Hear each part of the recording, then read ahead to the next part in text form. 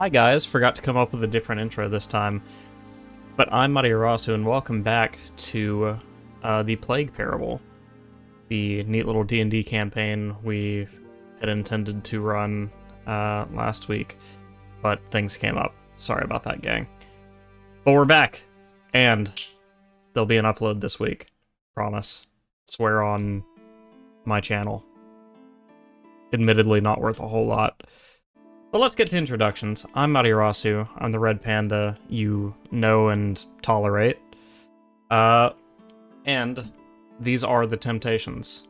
If you're old enough to get that reference, welcome. Aku, do you want to get us started? Sure can. I am Caleb. I am playing Aku, a Brethren rogue. And I have a YouTube channel of my own, Better Than Caleb. But yeah, I mean, as far as the session goes, I think that about covers it.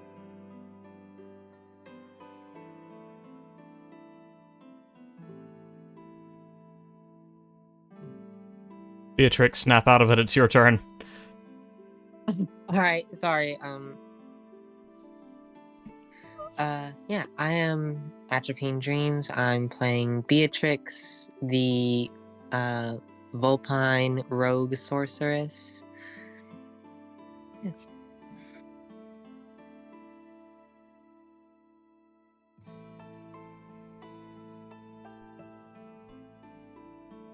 I guess that's it. Okay. Oh, did I forget to say her name? I'm sorry. I'm still sort of out of it. No, you're good. Going ahead, Manuela.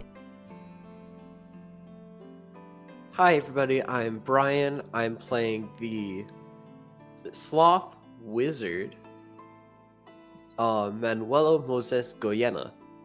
And, well, he's antisocial and he has finally got a familiar, so let's find out what happens next. Fun. And my name's KosmoMitch. I'm playing Gabriel in this campaign.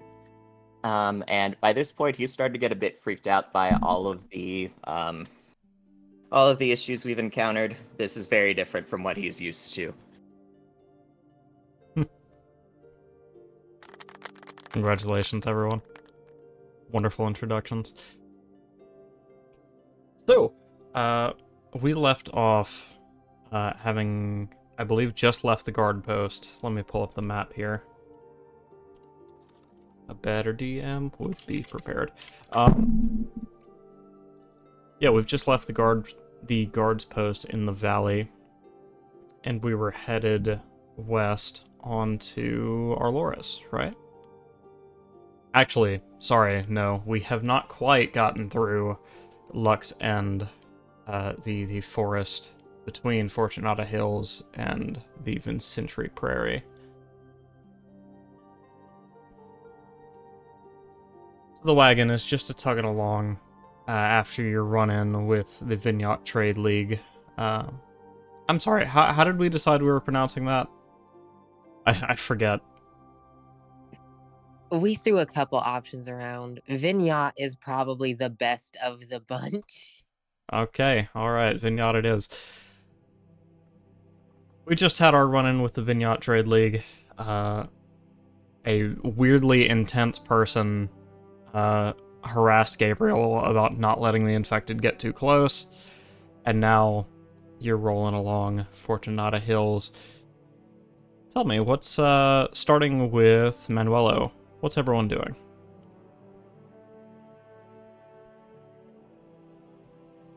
I mean, we had the run-in with those crystal monsters. And, well, there's one crystal, technically, in the cabin. And I'm just gonna... Manuela is going to just... Even though it's in, like, a chest and everything, he's going to be looking at it just like, when's the next time we're screwed?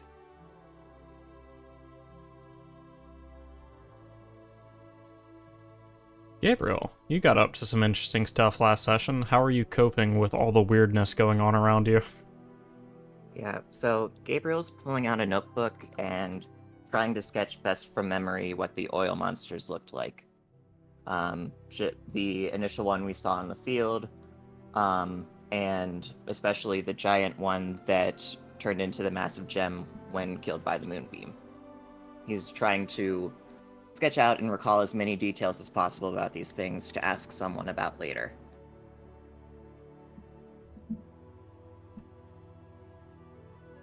Let's move on to Aku. How's Aku dealing?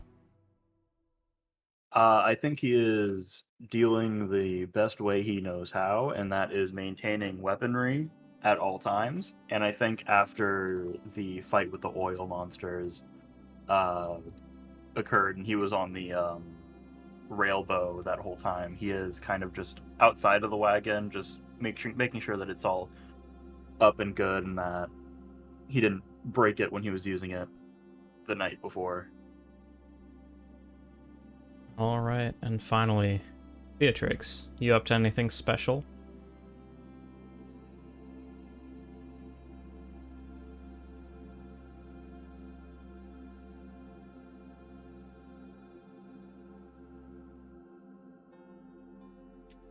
Alright, so you guys are moving west through Fortunata Hills, and as the dip on your intended path begins southward, towards Lux End proper, you come to the tree line, through which you can see the towers and the lighthouses of Arloris, but the dense woods before you blocks your view of anything that lay beyond.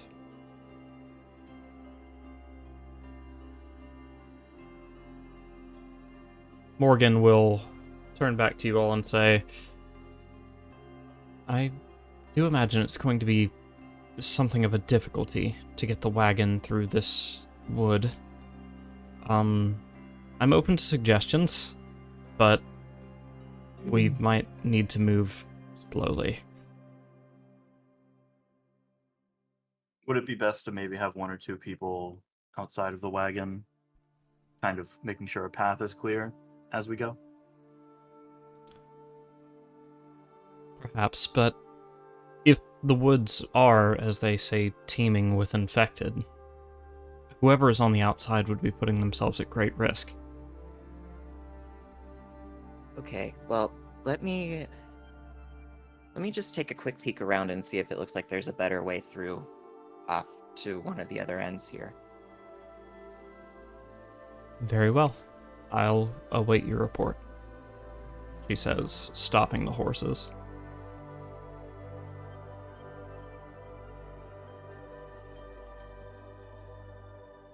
Alright.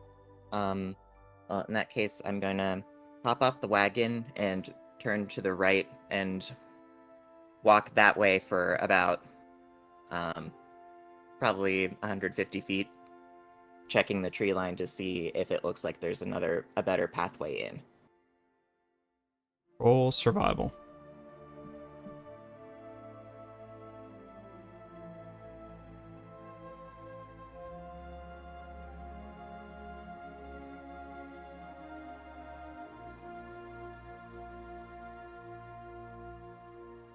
$24.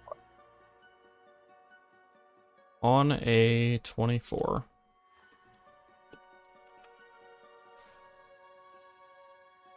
There is a very narrow passageway, perhaps used by merchant wagons and caravans.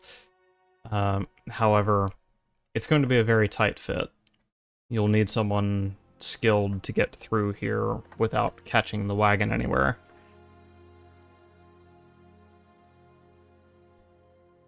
Okay. In that case, I'll go back over and gather back up with the group. There is like a singular path I saw there, but that doesn't seem like it's much better than the option right in front of us.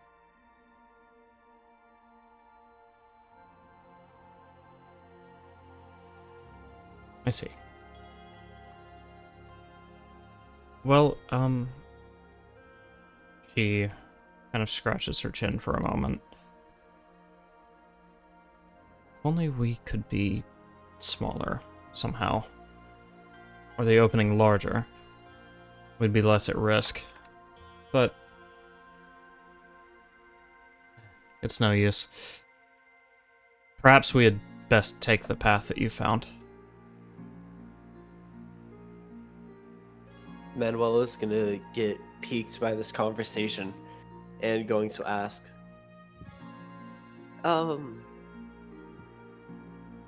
is the path surrounded by trees, like sturdy enough for one to climb?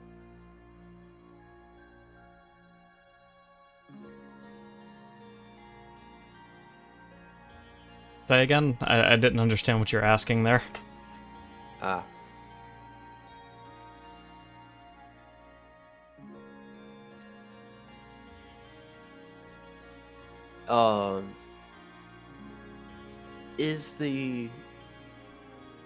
Is the path surrounded by trees that a person could climb?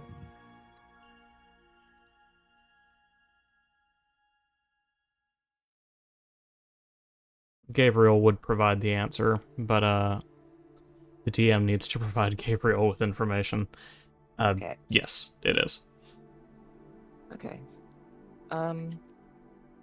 Yeah, it looks like we could. I mean, it's possible to climb some stuff, but I don't know. I'm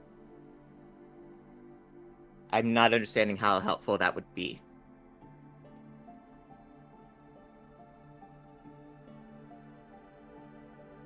You were saying that you were saying something about the path and how we might need someone to guide us through, and that some people might need to be outside in order to keep an eye out for infected.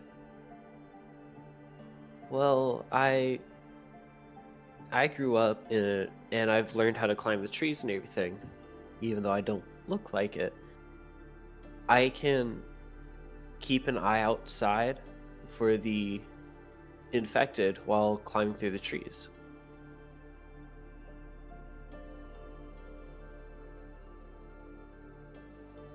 Okay, I think that could work. I'll look to Morgan for an opinion. If you're confident in your abilities, just do try to stay out of reach. We don't want one of those people getting a hold of you. I can also provide you with some cover if you need. Thank you. But I'm pretty sure that with my skills in climbing, if anything, if anyone else comes outside as well, I can also support them.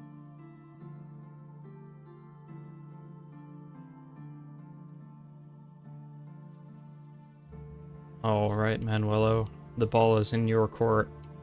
What's the approach look like?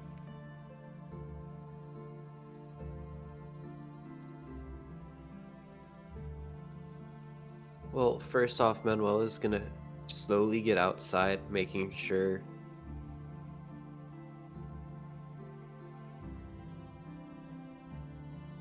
that the area is clear first before starting to climb into the trees and start looking from the above. Okay. The area before you is sparsely populated with people who are visibly infected. The pustules that you've seen before grow on their extremities, some even on their faces. That said, they are far enough apart that unless you do something incredibly dangerous, you shouldn't deal with more than one at a time.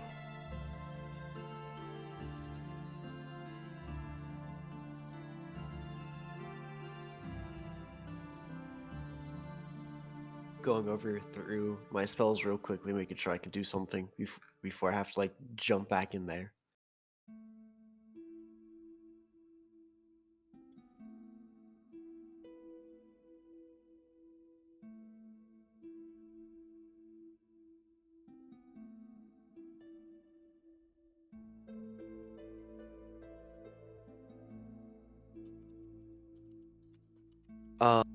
knowing where the infected are, Manuelo's going to point towards... Shoot, I'm trying to remember names.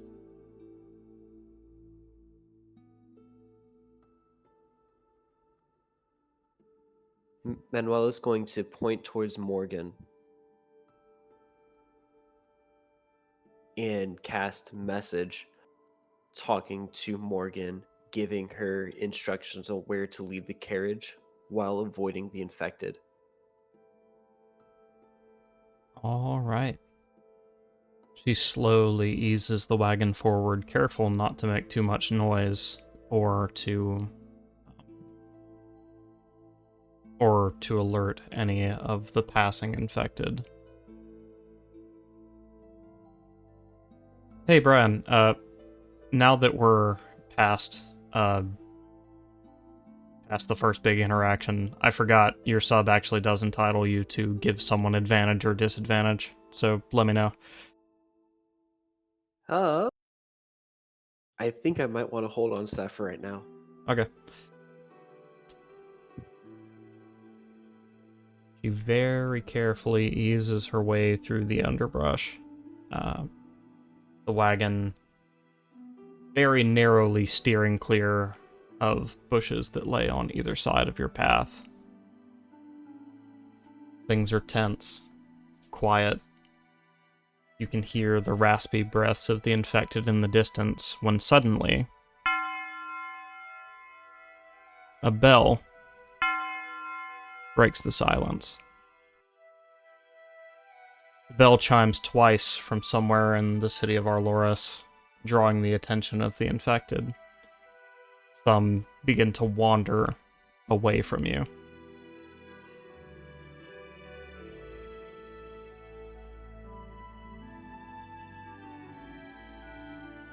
Manuel is going to send a message to Morgan, letting her know about the bell, and then letting her know, hey, let everyone else know. Before using a funny gimmick of find familiar. I'm going to make myself... Manuel is going to go blind and deaf, so then he can listen to what his familiar is hearing from in the cabin. Okay. So then he can hear the conversation of what everyone's deciding to do.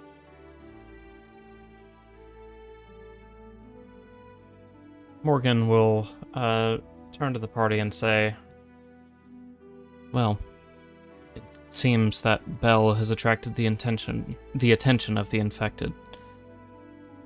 That would be good news, but I'm afraid now they'll be waiting for us in the prairie. Well, it just seems odd. Do you think it was an intentional thing? Like, does the person who rang that bell know that they've summoned the infected their way? The walls of Arloris will be sure to keep the infected out. Perhaps the bell was something incidental. A change of the time, perhaps? I hope you're right.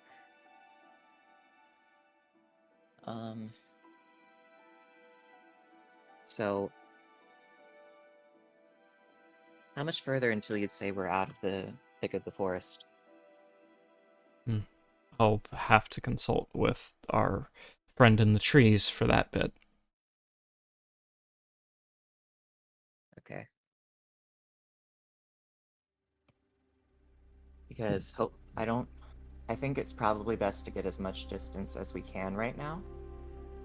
But, that's going to depend on whether we're going from a tough situation into something worse.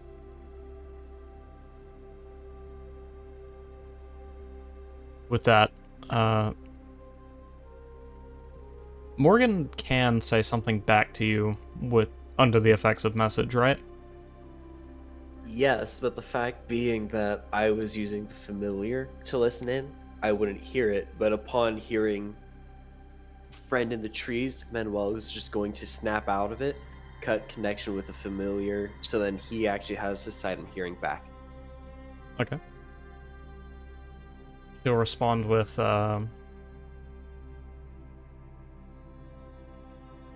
could you try to judge the distance, how much further we have to go before we break the tree line again?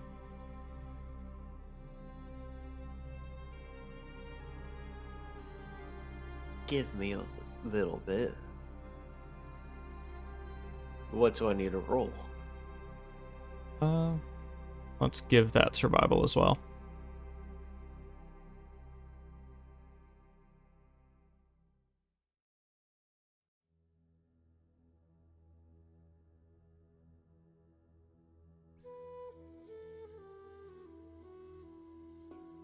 Ooh, a 16. Delightful. Up ahead, you can see the change in lighting, the sun finally able to strike the grass. You must be less than 150 meters away from the tree line. We're still using the message that's set up. We're about 150 feet from the edge of the path to the prairie.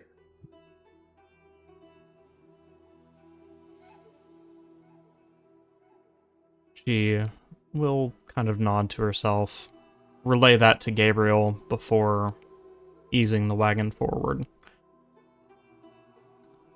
Okay. During this part of the trip, Gabriel is gonna be, like, standing around on that running board thing, keeping an eye out.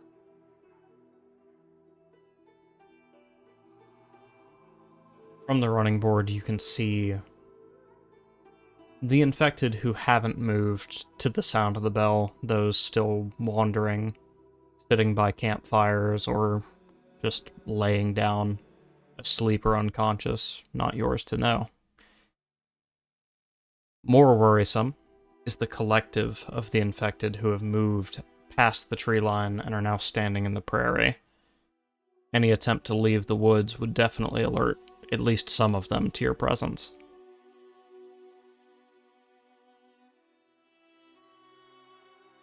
Oh, okay.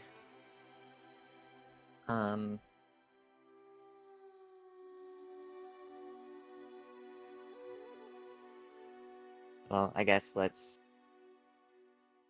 once we're, like, towards the tree line, we'll stop and try and think of a plan.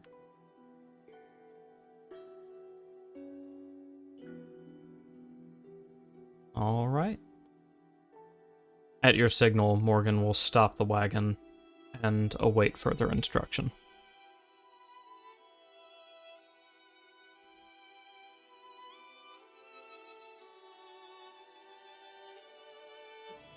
Well, we seem unlikely to get through this without a fight. Seems unlikely we would win that fight.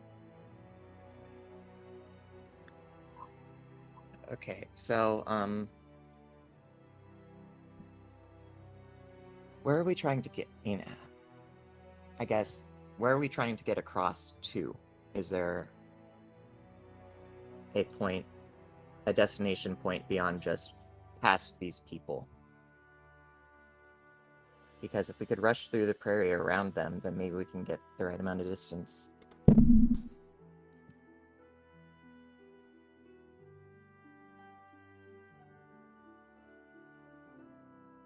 Just gonna go ahead and bring up the map for you guys in the group chat. But yeah, on the far southwestern tip of the prairie lies the city you guys are moving towards. Whoops, that is the wrong chat for that. Hey. There you guys go. Okay.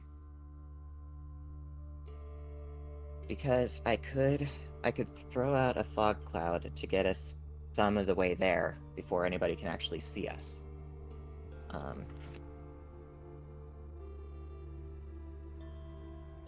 How big is that fog cloud? Does it follow us? It's No, it doesn't follow, but it's an 120-foot sphere. Oh, no, sorry, a 20-foot radius sphere that can be cast up to 120 feet away. I was gonna say 120 Wrong feet. metric. That is pretty good. Yeah, wrong metric. But I guess I could cast it at a higher level to get more, but like, if they are they like concentrated in the middle of the field or just everywhere? They're pretty decently spread out. Okay.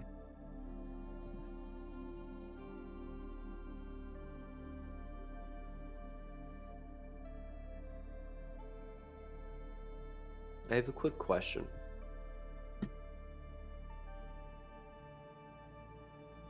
Because with Manuelo using his familiar to hear and see what was happening, he went blind and deaf, so he fell behind the cart. A little ways, yeah. Yeah, how far is the cart away from Manuelo? Well, we kept going for a good bit after that. After you had like responded back, so I kind of just assumed you caught back up. Yeah, I was kind of assuming you were following them as well. Yeah, I'm just trying to make sure how far, just because message has a range and stuff. Gotcha. You've been able to stay within 50 feet of them at all times. Okay.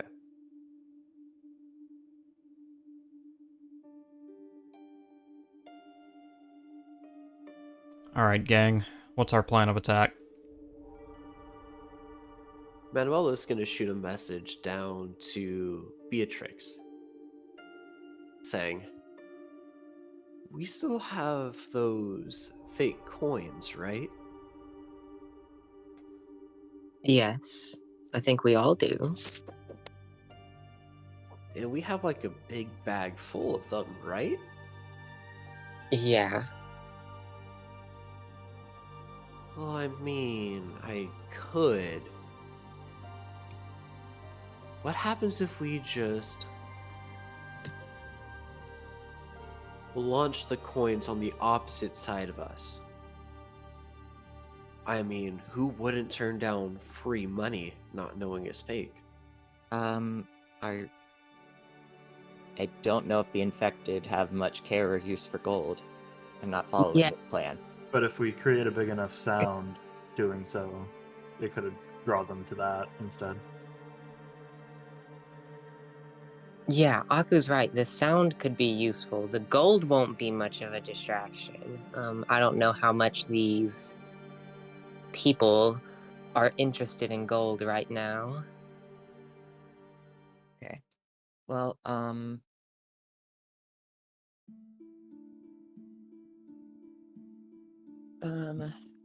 We have no idea on how long it would take that crystal to turn into an oil monster, right? no idea anything about that. Damn. I'm assuming it's gonna happen come nightfall. All right. Well, if we want to go for a distraction, then probably, and I'll take a look back over to Beatrix. Fire seems like it would make a decent distraction.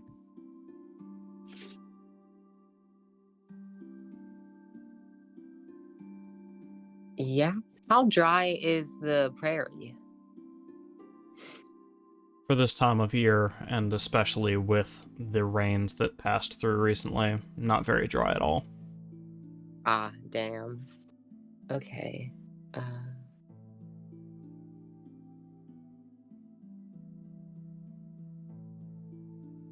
It would be a good idea. Unfortunately, I don't have anything that is going to be very good for dealing with large crowds. I could pick a few of them off for us, but Well, I it's don't know just necessarily about large crowds. If we can get them distracted and get going so that they have to chase to catch up to us, then I think that we'll be in that can at least be a good starting point.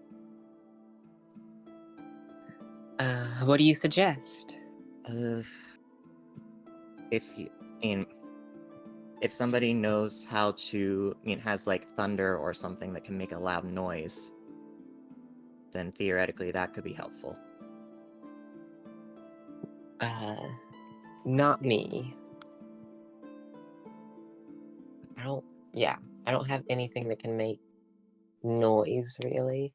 Or at least not the kind of noise we need.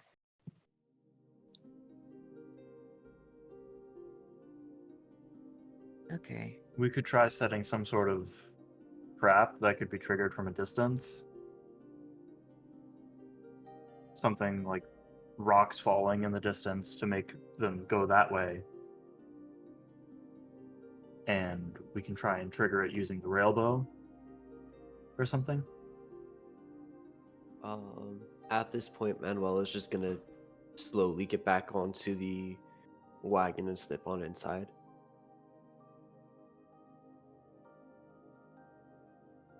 Okay. Well, what time of day is it right now? It's still quite early morning. Okay.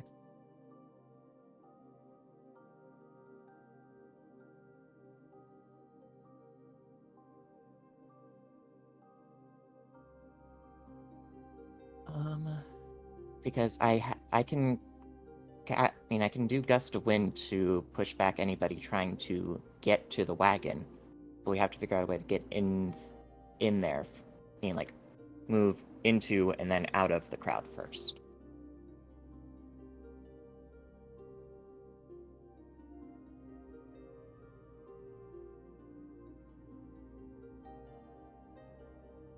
How dense is the crowd? You're counting roughly 15 people spread out over the prairie.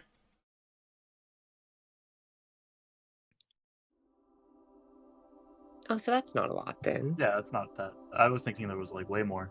Yeah, I was thinking there was like a whole horde here. We could just rush through them. It's I only was gonna say, I think we, at Yeah. least Beatrix and Aku are confident in taking out 15 people.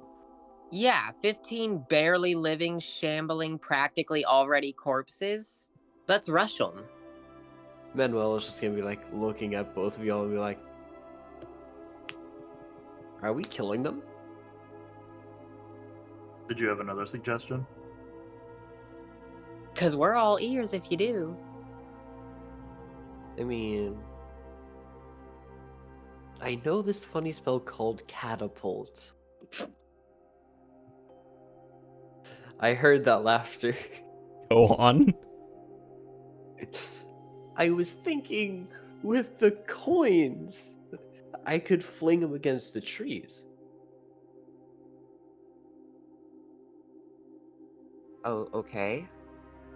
And whenever a coin hits something, it's going to create a noise or anything. A singular noise at the tree line, yes. It'll draw them away from us. We are behind the tree line. It will draw them towards us. Right. I'm fine with us rushing this. Let me get my spells in order.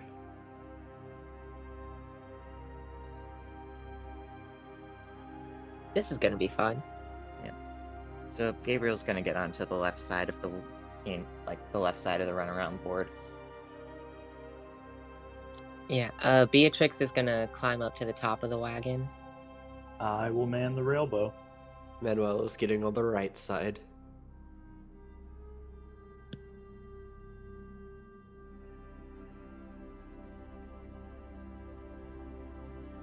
All right.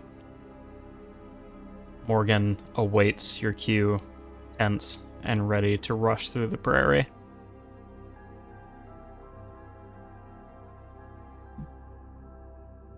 All right, who has the longest range attack available, and how close is the nearest infected?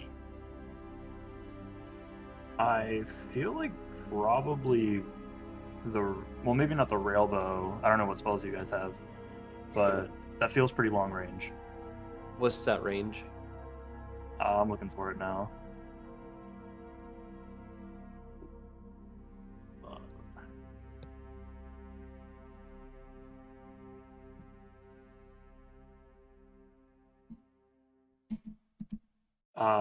Short range of 240, long range of 480. I have nothing that resembles that distance.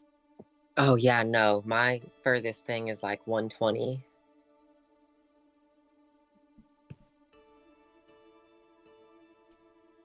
Alright, so it sounds like I've got the longest range.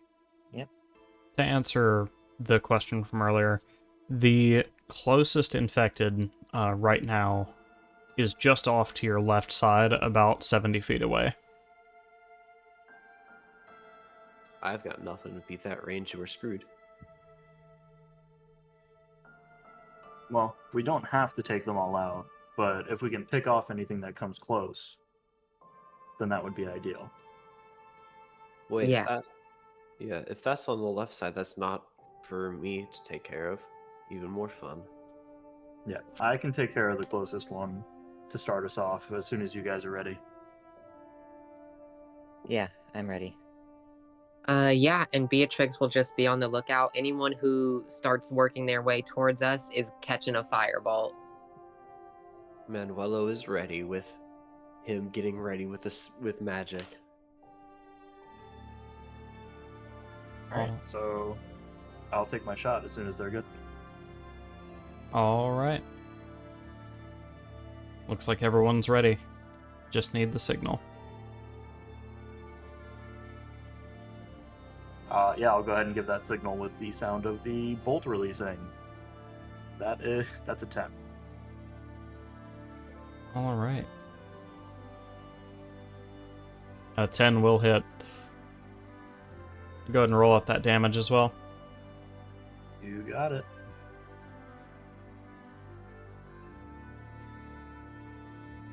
That is 10 damage. Righto. At the sound of the bolt flying away from the wagon, Morgan very quickly whips at the droughts, pushing them forward at high speed. The bolt strikes its target true, and immediately the lifeless body falls into the dirt. The sound does indeed draw the attention of several nearby infected. A few turning towards the one that was just struck down, as the several, give it 3 or 4, who are directly in your path, are trying to make sense of what's going on as the wagon fast approaches. As you come to the first grouping, there is one on the left side, about 10 feet away, and one on the right side, about 5.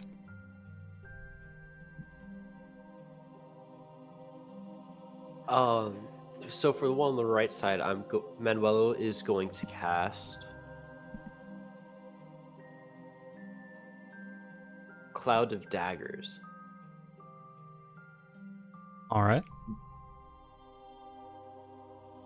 And Beatrix will cast Fireball at the one on the left. Not Fireball, Firebolt. Holy shit. Fireball's level 3. Oh my god. Alright. Whoops.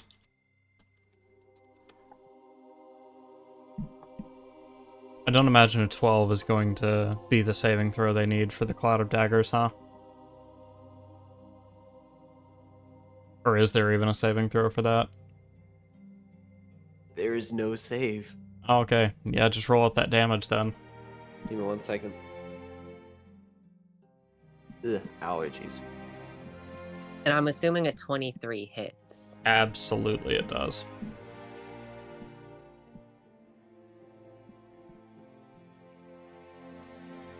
Become shredded by a 9. Wow, that was a bad roll. 3 damage. Alright. It would seem your attacks are pretty effective deterrents, as the one who is currently being maimed by daggers quickly moves its arms trying to cover vital spots, the neck, the stomach, etc., wailing in pain as it's struck several times by the floating daggers. Meanwhile, Beatrix, the one you strike on your left Or you were taking the one on the left side, right? Yes. Yes. The one you strike on the left side is not dealt an incredible amount of wounding or damage by your fireball, but the force pushes it back enough that it stumbles and fails to catch up to the wagon. One more group lies between you and the clear, open prairie to Arloris. This time, it is 3 stood right in the way of the wagon. Caleb and Cosmo, you have the turn. Well, I'll take a shot on. How far is the furthest one? The furthest one is about 25 feet away. Oh, okay. So I'll just take a shot at the closest one then. Okay. With a 12 to hit. That hits. And 12 damage. And what's the attack you're using? Is that the railbow? Oh yeah, sorry, that's the railbow. Yeah. Immediately, the creature falls lifeless, pinned to the ground by the arrow in its chest. Wonderful. And Gabriel, it's your move. Okay. Gabriel, in that case, will go ahead and cast Moonbeam on the survivors. All right. Is that Constitution from them, or do they just take damage? It's a con save on them. Okay. See, I know things about D&D, arguably.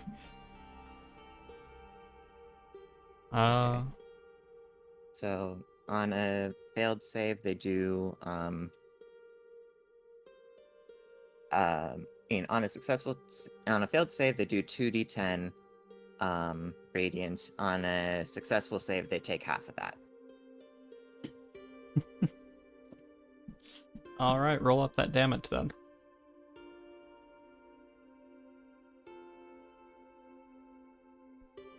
Also, does an 11 save? No. Okay. So, Yeah, my DC is 13. as the moonbeam strikes the 2 creatures before you, one of them collapses almost immediately, clutching at its wounds, while the second turns towards the wagon. You can see its eyes widening in shock and horror as it tries to put its arms out before it, and with a sickening thud, he falls beneath the wagon. The path is now clear for you to move on to Arloris. We did it. Well, that was easier than I thought it would be.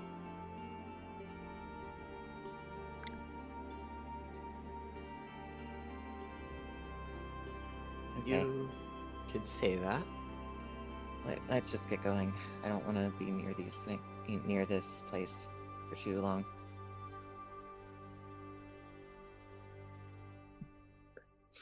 Fair enough.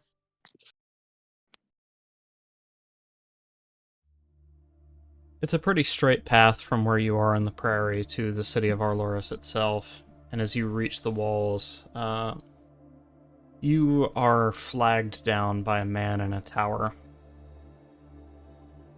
He looks down upon you, waving a red and white flag, saying, "Halt there.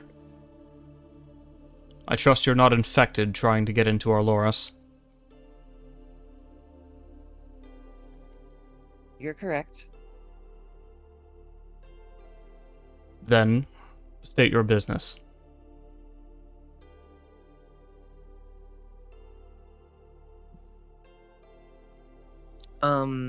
In the language of Vignette, she's going to yell up to the guard, we're Delvers here investigating the source. We're Delvers and we're here to investigate the plague and any potential leads on its source or a cure. The guard will tilt his head, looking at you and say, "So you're the merry band sent by the general from the kingdom, yes?" That's right. "Come on inside. The captain will want to speak to you," he says, giving the signal for the doorway to be, or for the door to be raised. Morgan wastes no time pushing the cart inside. You're on into the port city of Arloris, a rather wealthy city, being one of the major inlets for the Trade League. Stone buildings rise tall, multi-stories around you, and the waterway that bisects the city, the bridges overlooking and ships passing through. This place seems normal, just as it was 15 or so years ago, before the plague was anything to worry about. It's almost refreshing to see a place like this today.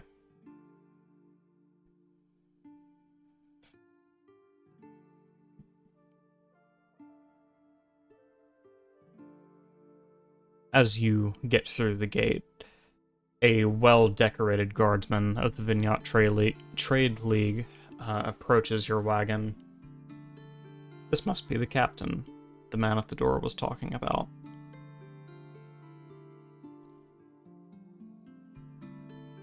Delvers, and visitors from the kingdom. I'm honored to make your acquaintance, he would say, giving a bow, first to Morgan and then to the crew at large. Morgan, not really knowing how to respond, being a foreigner to this end of the continent, will wait for someone else to reply.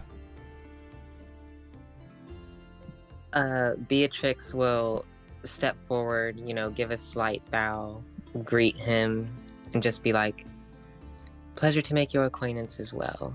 I hope it can be a profitable venture here." As all good things are. Tell me, do you intend to stay at any of the inns or resorts? Yes, we'll find whatever is most appropriate and willing to take us in. Delightful. I'll send word ahead, see if we can find you all an open space. And, well, I guess I'll catch up with you there. Did you come into contact with the infected on your approach? We saw a few, but direct physical contact? No. They never got close enough. Never had the chance. I see. Good. Good. Then we can skip the preliminary screenings. I'm sorry. What is that sound? He says, looking beyond the crew and like almost trying to look through the windows of your wagon. And that is when you hear the strange groaning sound coming from within. Manuel is turning around, running straight back, just getting ready to burn whatever it is making that sound. Yeah, Gabriel's running over as well. Probably just going to haphazardly fling the door open once he gets to the entrance. There you find the cat, which is standing over one of the grates leading through to the bottom of the wagon, something seems to have severely upset its stomach. And the sight you walk in on is not pretty.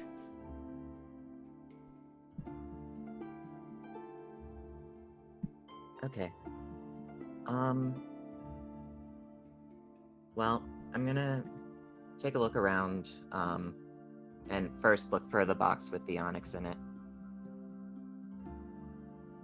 The box with the onyx is sat on your bedside table where it was left. Undisturbed?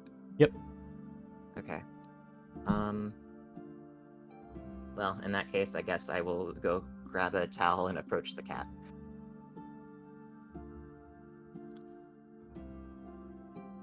The cat, its eyes flick in your direction, but it is unable to focus on you as its stomach heaves once more.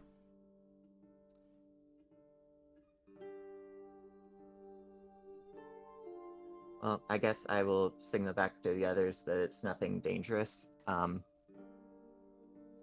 Just a sick traveler. And then I'm gonna, like, at least start to attempt wiping up around the cat.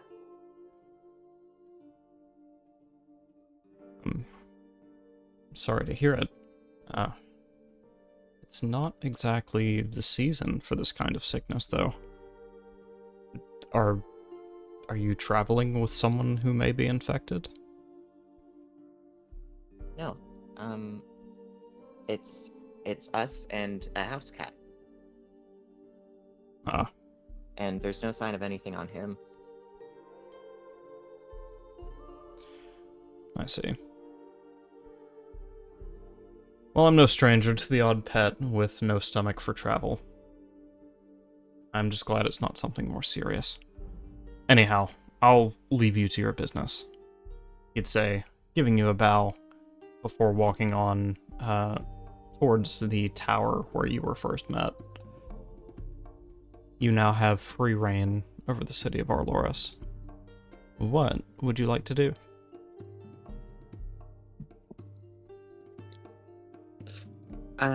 So Arloris is basically just business as usual, right? For the most part.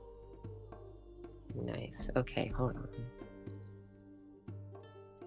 So, I guess after Gabriel finishes cleaning up after the cat, he's gonna take a look at that collar again and try and sketch out the gem or insignia or whatever was on it. The gem is no longer the brilliant blue that it was before, more now a translucent white, as it rests against the cat's chest.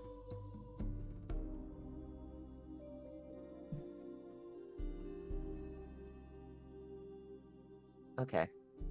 Well, he'll note that down and go to fetch the cat some water. The cat seems grateful of your efforts as you leave it be. Yep. I'm gonna wait for them to take a drink out of the water first. To make sure they aren't about to start puking again. The cat hesitates, but begins lapping small amounts of the water. Okay. Spooky, that's a good question. Have we ventured to give the house cat a name yet? Well, I was going to ask it its name, but I forgot to do that. Yeah, we haven't given it one because most of us are pretty sure that that's a person. So Yeah, it feels weird. my name for it is definitely a man. So Yeah, we don't want a scabbers incident. Yeah, that's a person in that cat. So it feels kind of weird to give it a name. But I guess once the cat is drinking from the water and looks like they're going to survive, Gabriel's gonna grab his notes and also the box that had the onyx in it before heading out into the town.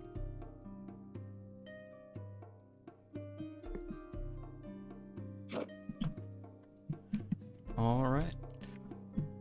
Manuelo, Beatrix, Aku. Who's taking the spotlight next?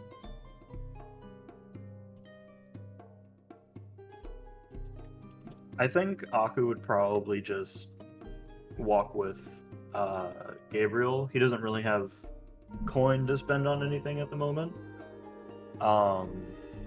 So just getting a lay of the land, seeing what facilities and whatnot are in town. And if he has to travel with Gabriel to do it, then he'll do that.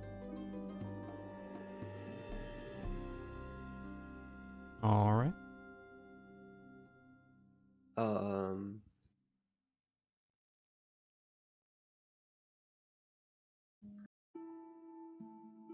Trying to remember where we went.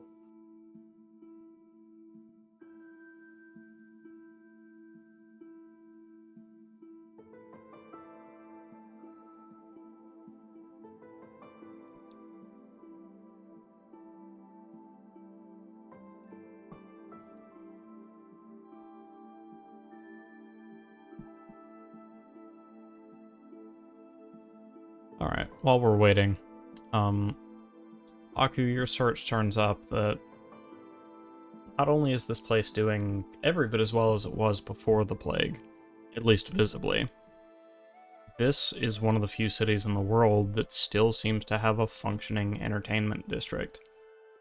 And all that came before it, the leatherworks, the woodworks, blacksmithing, inns, restaurants, hospitality, all these things are similarly in function. If there's anything to be had in the entire trade league of Vignot, it can be found here. Wonderful. Definitely will go and check out the blacksmith once I have a bit more money. Okay. Gabriel's goal while searching through the city is to find someone who has experience in someone who can do like enchantments and magical items and that kind of thing.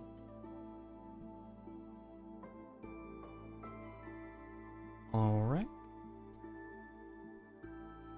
So, will you use your intuition or your insight?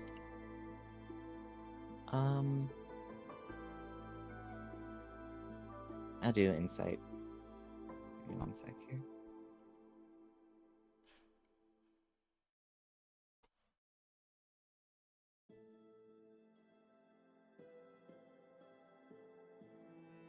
All right. With a 21, you very quickly find and identify a place called Scholar's Row. On the west end of Arloris, down near the docks themselves, there is the university, which many of the mages of the Trade League and other parts of the continent congregate. You believe that here you may find a very skilled practitioner of enchantment, indeed. Okay. Yeah, in that case, I'm gonna go up to, like, I don't know, basically the nearest person who looks like they aren't a visitor, and mention to them, hi, I found some strange gems that I need help identifying and figuring out their powers because they seem suspicious. Is there someone here it would be best to talk to? The young possum woman who you've approached, white fur, pink hair, and dark robe, will turn to you and say, I've taken a few courses on different magical, metallurgical properties. Perhaps I could be of some assistance. What do you have? Great. So, the first thing I'm going to do is flip open the notebook to show the sketch of that gem on the cat's collar. So, we met a cat that has a collar with this gem on it. It's been extremely protective of that collar, and probably would fight you to the death before it would let you touch it. Over time, it started as a very bright blue, but the color has faded into white recently. I see. When did the color of the gem begin to fade? So, the cat was very sick this afternoon.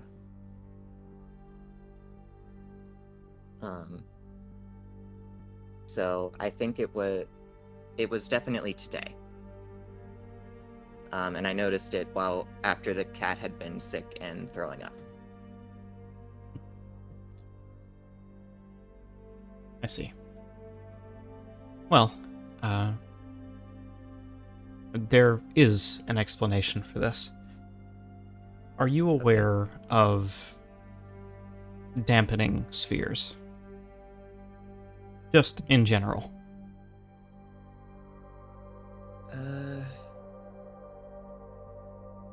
I can't seem to recall. Very well. So, places of significant importance, economically, politically, or for other reasons, may be under the effect of what is called a dampening sphere. This dampening sphere, a creation of purest silver with runes etched in, is quite the marvel of magic. And, to put it simply, she says, trying to get back on topic, it makes it more taxing for magical influence to exist within its radius. Okay. So, what color did you say the gem was before you arrived? It was blue. I see. And was it a clearish blue, or... Whoops. Sorry about that. Okay.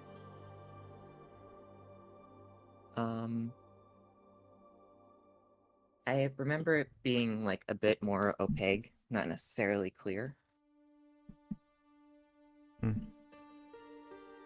Then you could be looking at polished lapis or some poor quality sapphire. She kind of flips through her little notebook before saying, has the creature exhibited any strange behaviors? Heightened intelligence or an understanding of intention? I'd say yes, I think. It certainly likes wine. You fed the cat wine? It smelled it and desperately wanted some. I see. Well, in that case, yes, it would seem that your creature, your companion, is perhaps under the effect of some transmogrification spell or enchantment. Perhaps, and indeed very likely, connected to that gem. Being near to a dampening sphere is making it hard for the creature to maintain its form. And because it is a biological creature, it won't merely dissipate. It's going to be very sick. Very sick indeed. Oh, jeez. Well, thank you very much for that. And then I'm gonna go ahead and flip over to the sketch of the oil creatures.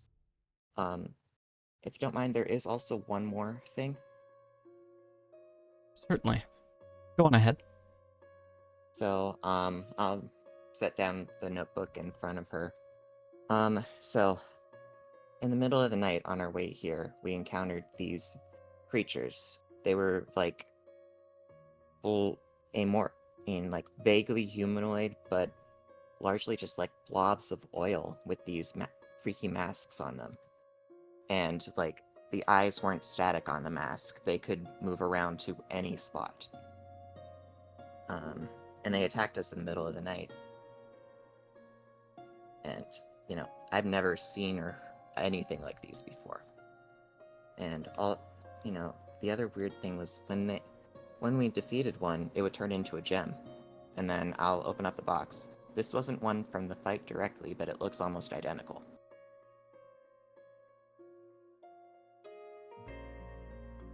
She'll have a look at it, carry it in her palm, and then raise it up towards the sun. This is... wow. This is some very high quality onyx. The creature, did it have any accessories? Any clothing? No, I don't really think so. It was just the mask and, like, a blob of oil vaguely humanoid shaped. Perhaps this is what the professor was talking about. The new predators out in the wilds. Tell me, have you seen them during the daytime at all? The daytime? No. We just saw them the one night. It was, I want to say, 2 days ago. But we saw them during the night, fought them off, and then fled the area. But that gem that gem right there, I picked up from a merchant who said he found it out in the field in the morning.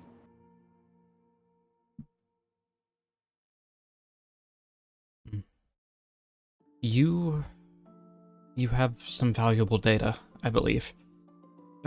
With your blessing, I would like to introduce you to my professor. Later this evening, of course, after you've settled in. Sure. Wonderful. My name is Alia, she says, extending a hand out to you. Gabriel, nice to meet you. I'll go ahead and shake her hand. Oh, one last thing about the gem. I'm gonna attempt to take it back from her. One of my friends was looking at it, and he thought that it's currently, like, in a dormant state and could turn active.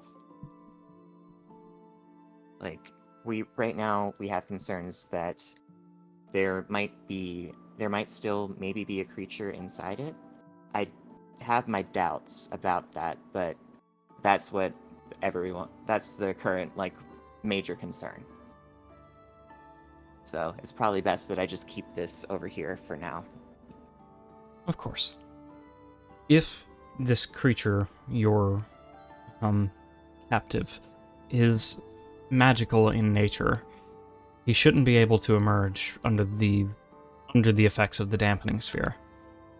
If it's biotic, however, no guarantees, she says, nervously scratching the back of her head. Okay. Well, thank you so much for your help. And I'll be happy to meet with the professor to figure this stuff out. But for now, I want to go check on the cat again. Very well. I will see you soon. You too. Thanks. And then I'll wave goodbye and head back over to the wagon. All right. Aku, Beatrix, what are you two getting up to?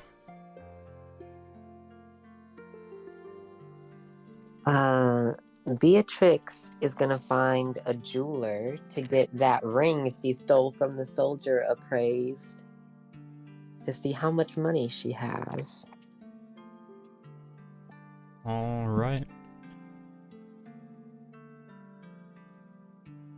And You've been around these kinds of cities before. Perhaps you even spent time in Arloris while living in the Trade League. But all this to say, you do find a jeweler who is able to appraise the ring, but knowing people in this area, nothing comes free. How much are you willing to pay for an appraisal? God damn it.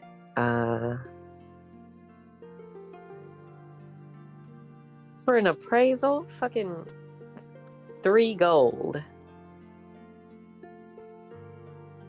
That's more than most people make in a year. So, there you go. Alright.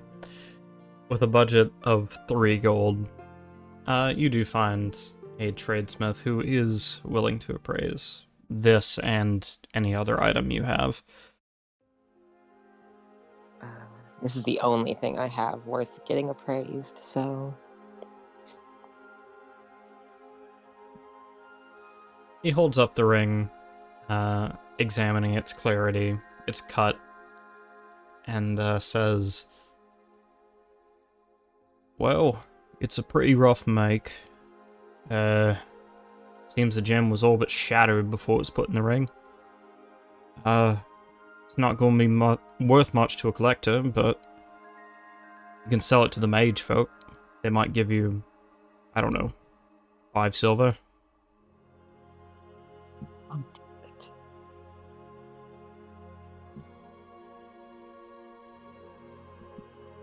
Alright, can I roll insight on him? Yeah, go for it.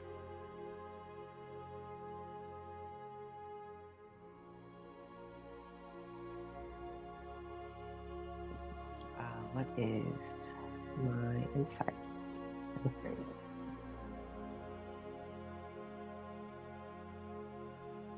Oh, well, that's... Why can I not roll worth a damn in this campaign? That's an 8.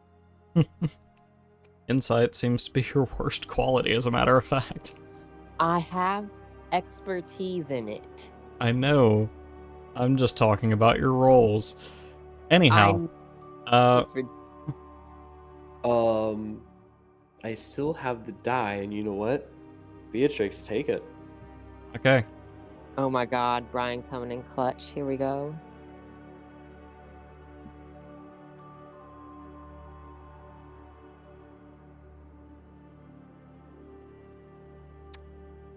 Better, 15.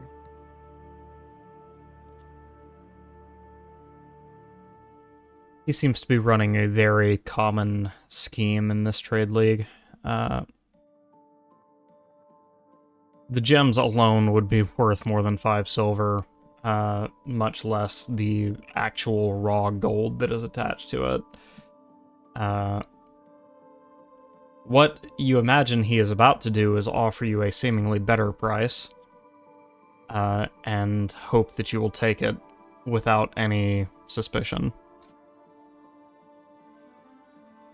But you know what? I think I could make some use of this thing. I'll take it off your hands for 2 gold.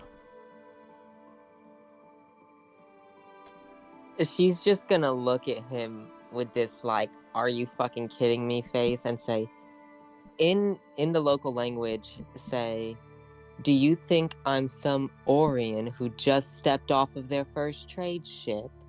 You're not screwing me out of my money.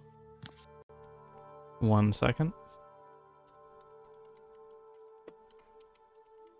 Just gonna do a quick nondescript roll here. Oh, see, I don't like when you be doing that shit. Whoops.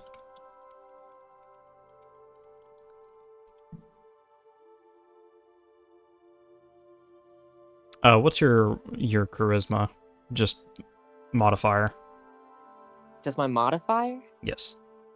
+3. But I do have proficiency in most of the skills. He'll smirk at you and say, "Well, you going through such pains to look like an Orion."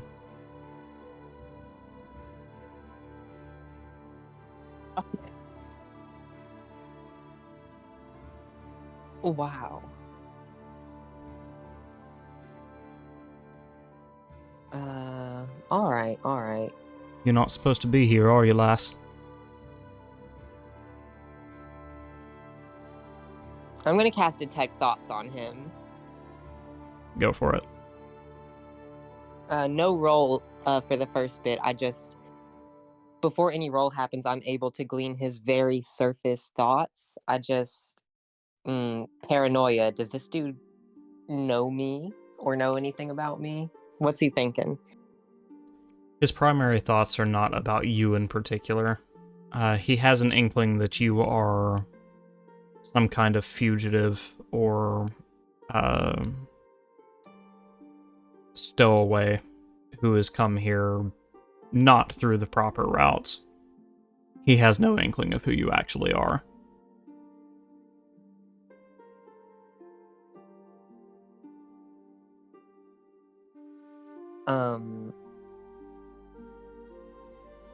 Looking very offended, she's going to... Yeah, the best thing to do here, probably just bullshit him, right? She's going to look very offended and be like, you have no idea who you're speaking to, do you? To dare suggest that I could be Orion is an insult. Roll deception or intimidation. Your choice. We'll do deception.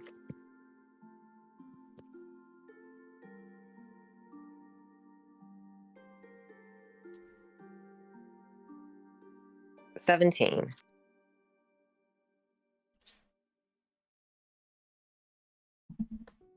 You're right, Loss. I'm sorry. So, you clearly know your stuff. What do you actually want for that ring?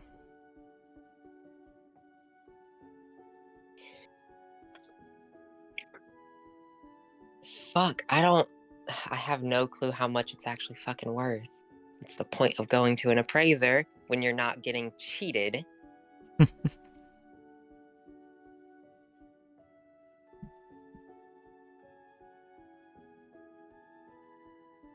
God damn it.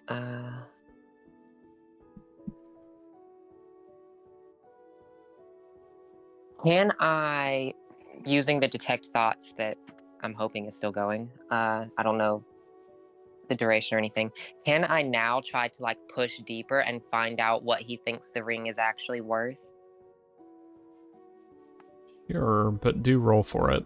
And also, make one of those very special checks. Oh, god damn it. I think he has to roll a save is what it is. I'm looking it up now. I think you're right, actually. Detect thought.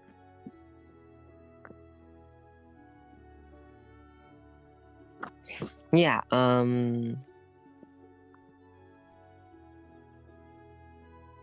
yeah, they make a wisdom saving throw. If they fail, I gain, insight into its reasoning, emotional state, or something that looms in its mind. And if they succeed, the spell ends. Either way, he will know that I'm looking through his mind. Yeah, he'll make a wisdom check, and if he fails, I get to know how much the ring is worth, basically. But he's gonna know that I'm doing this either way. Okay. And that does fail. That does fail. The DC is 15.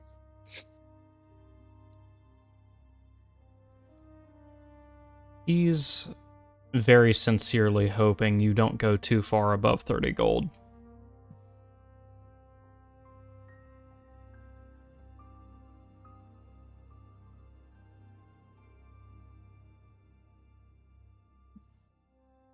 Well, for the ring, the offense, and my time, we'll call it 40 and leave it at that. How's it sound?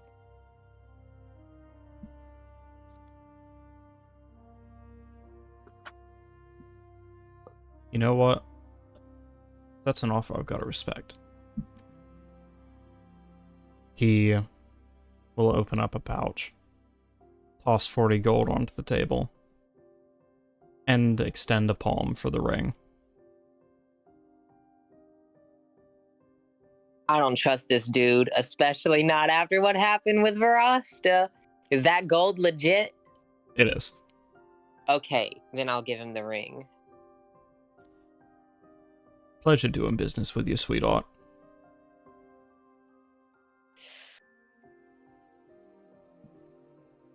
Can't say the same. And then she just turns around and walks out. And finally, Manuelo. How you doing? Oh wait, we gotta come back to Aku. But also, Manuelo, how you doing? So far, so good.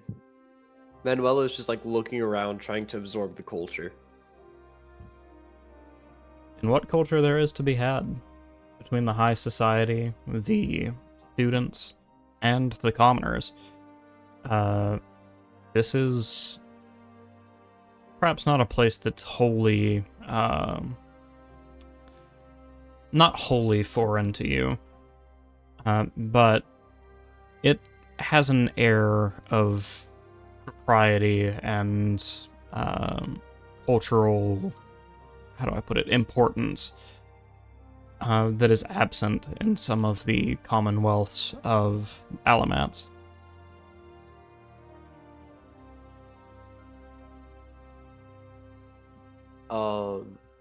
So Manuelo is making a map while absorbing the culture and everything. So every time he's taking a turn and stuff, he's making the map down. So then if he gets lost or anything, he can refer to the map while he's making it and use it to head back to the cart.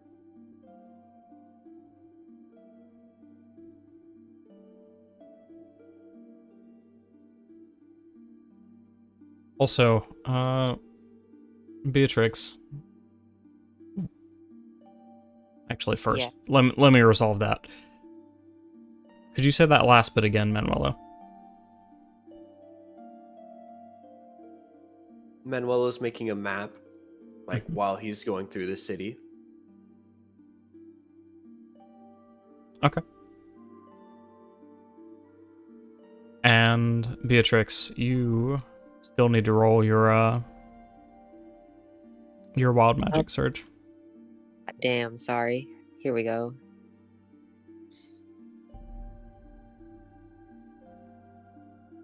But don't be an explosion, please. No.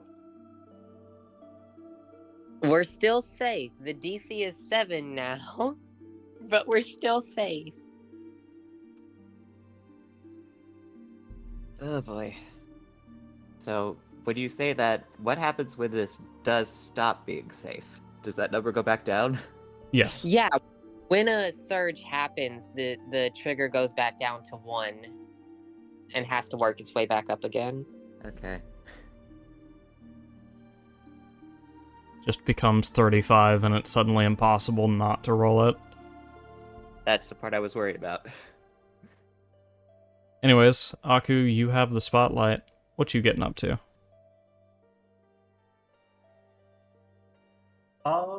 I have a question. Go for it. So we have these coins from Verasta that he gave to us. Is there anybody, like, is there potentially anybody that might like really want that, like a fanatic of Verasta's or something, that might be looking to actually purchase this fake gold? Okay. I'm going to present you with 3 avenues to explore. Mhm. And then let you choose which one you feel you would go down. Okay. In pursuit of this lead, you can think of 3 major places you might find interest. The Pantheon itself, centered around the more heavy culture districts of Arloris, centered very near to the university, in fact, may have some very fanatical believers of and worshippers of Virastas. You might also find use for the Fool's Gold in the entertainment district, where it might be used as a simple stage prop, or someone just might take a keen interest as a collector's item. And then finally, it would be most materially useful if you wish to pawn it off on someone else in the gambling district, very similar to where you first found Virasta all the way back in Golden Tide.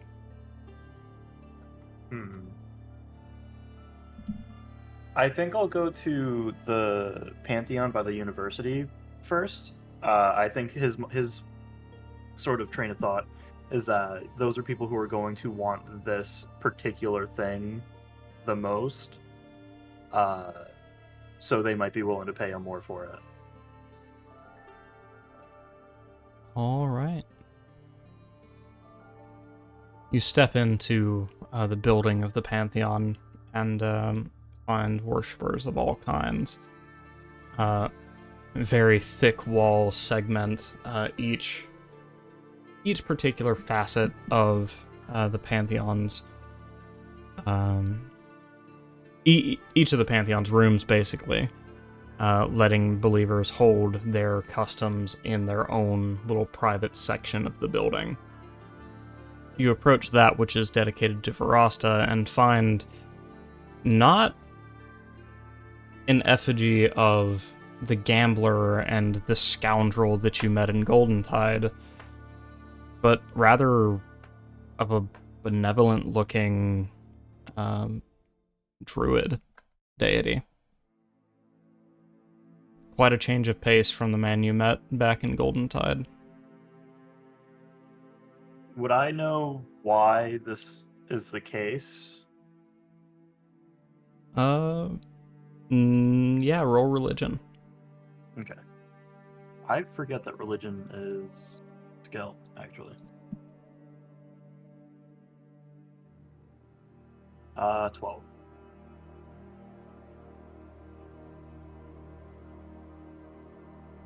You feel like you've heard the reason at some point in your life, but it escapes you now. Alright, well, doesn't make a whole lot of a difference to me. How many people are there in the room that I'm in? In the room you're in, there are 4.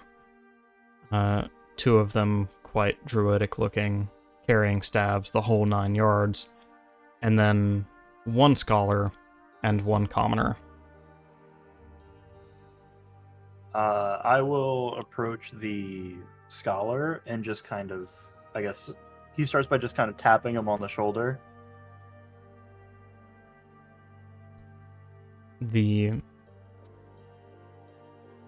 Sorry, I've got to get into the headspace for this character.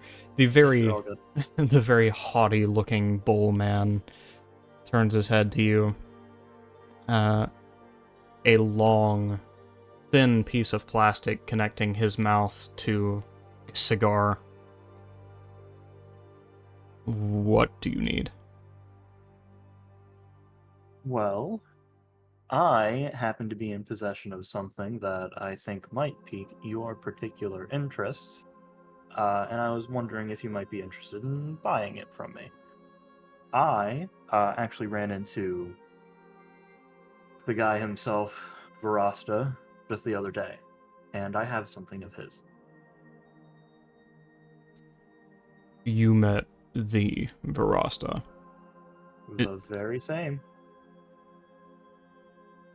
And how precisely do you expect me to believe that?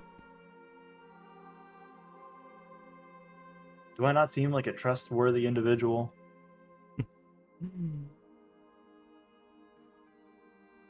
And I Go ahead. understand the hesitation.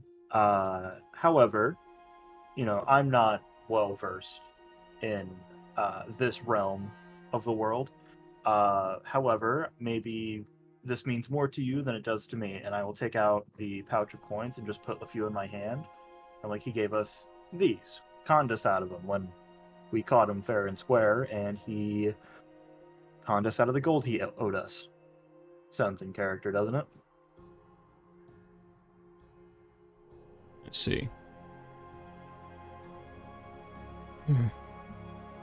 Fine replicas.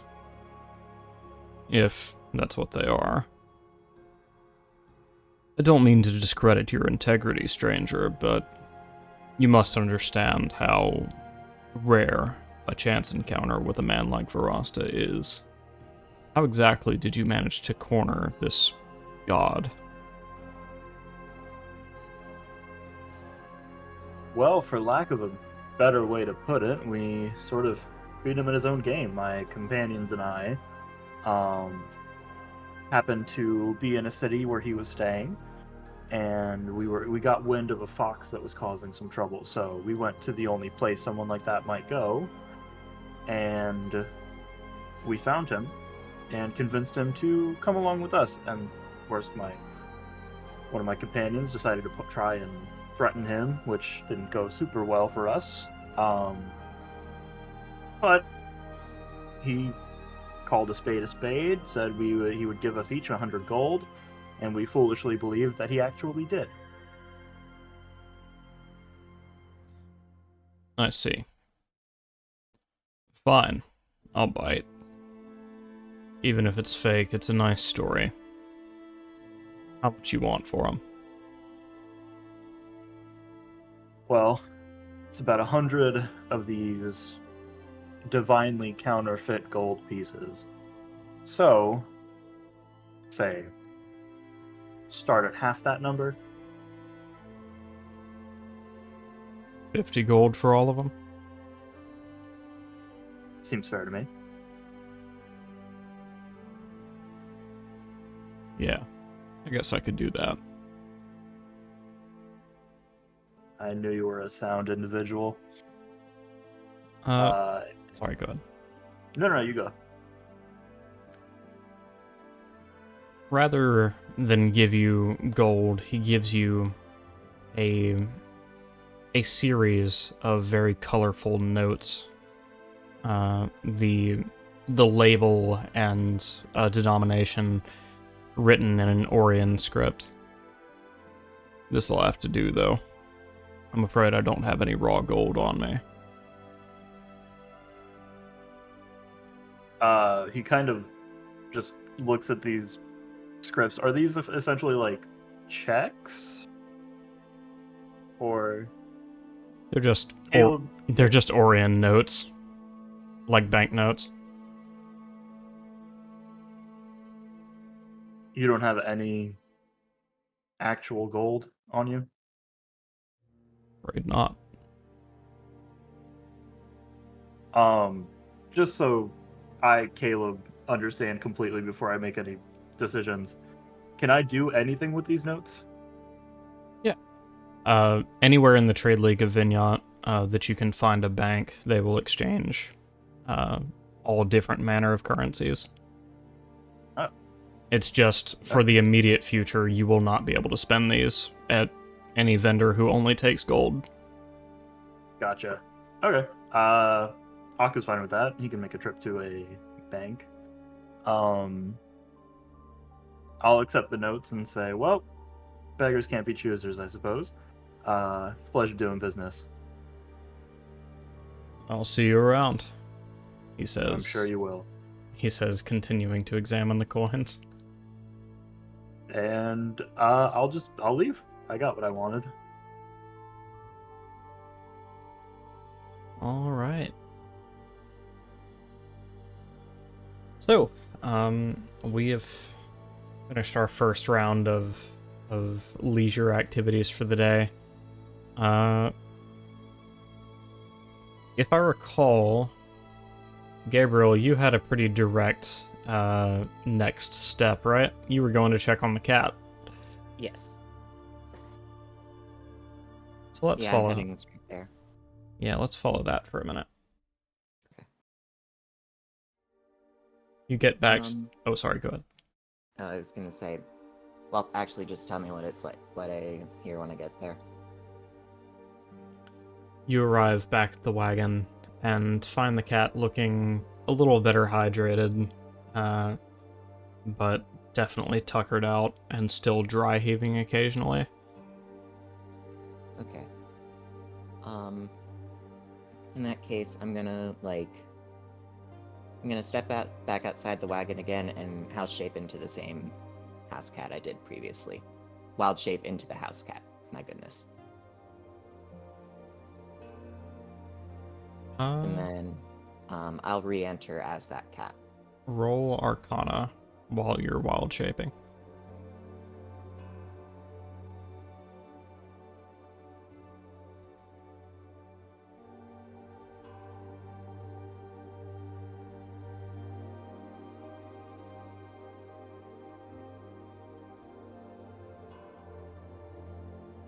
You immediately notice the difference in the dampening sphere's influence. For those of you watching the stream, he rolled a 6. You immediately notice the difference in being under the dampening sphere's influence. And you are able to maintain your form, but if you try to do it for very long, you find yourself growing queasy and will be just as sick as the cat is, trying to maintain your form. Okay. Well, I'm gonna suck it up for a couple minutes, but go inside and and take a look at the cat. The cat is laying on its side, its eyes closed, its breaths heavy. It doesn't seem to be paying you any mind right now. Okay, well, I'm gonna, shake him a bit.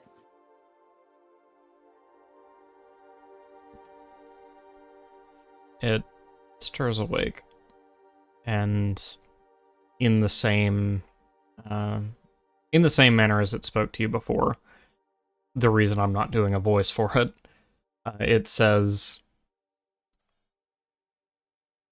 "What?"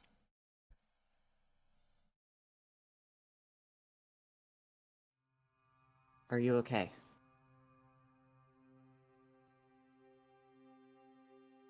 I've been very sick since the loud, dumb ones brought me here. Yeah. Well, Go ahead. this place. It has a lot of magic in it, and then I'm gonna point at the collar, and that gem doesn't like it.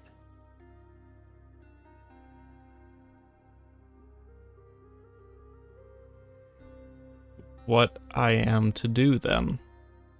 Do I leave?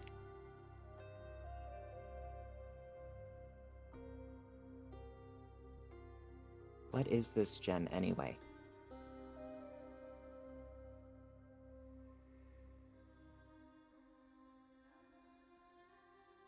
The cat narrows its eyes at you.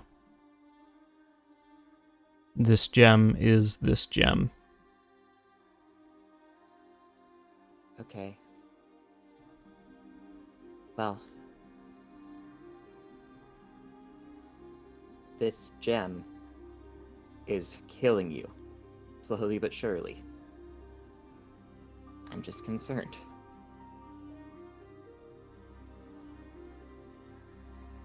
Cat huffs, turns its head away, and says,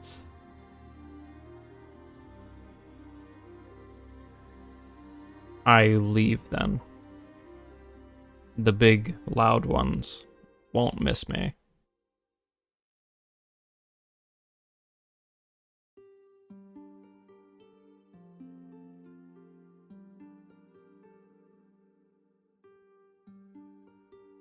Can you at least tell me your name and why you care? Actually, yeah. So, can you at least tell me your name and where you came from? I feel like we've just been going back and forth with mystery here, and I've been trying to help you as best I can. Roll charisma. Persuasion, I guess. Okay.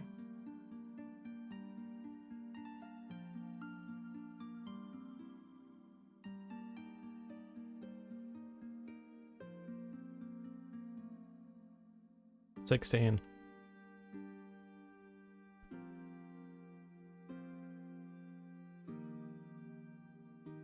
The wise one called me Capper. Capyr. Okay. Okay, Capper.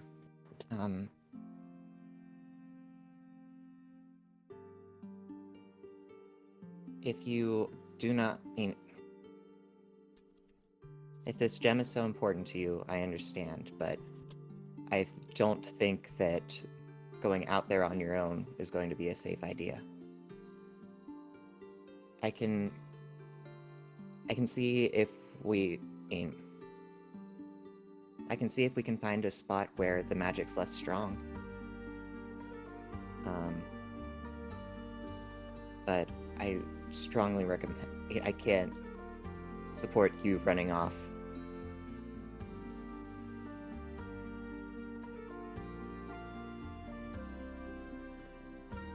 If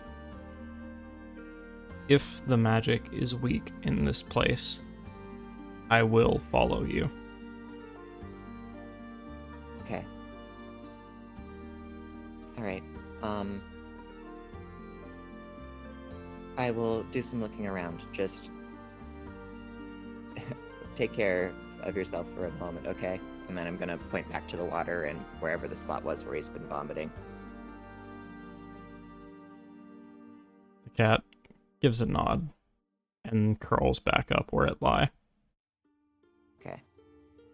Then, I'm gonna rush back outside and transform back. So, somewhere nearby with weaker, with less dampening effect. And I'm not really gonna act on that yet, but gonna try and figure out how to find that spot, that type of thing. All right.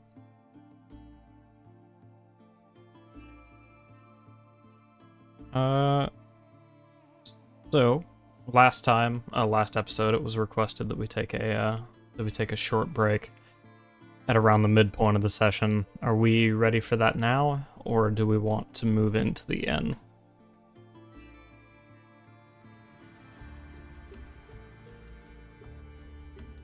I'm okay with taking a short break now, if everybody else is okay with that. Yeah, we can go ahead and do that. Yeah, we can take the short break right now. All right. Okay.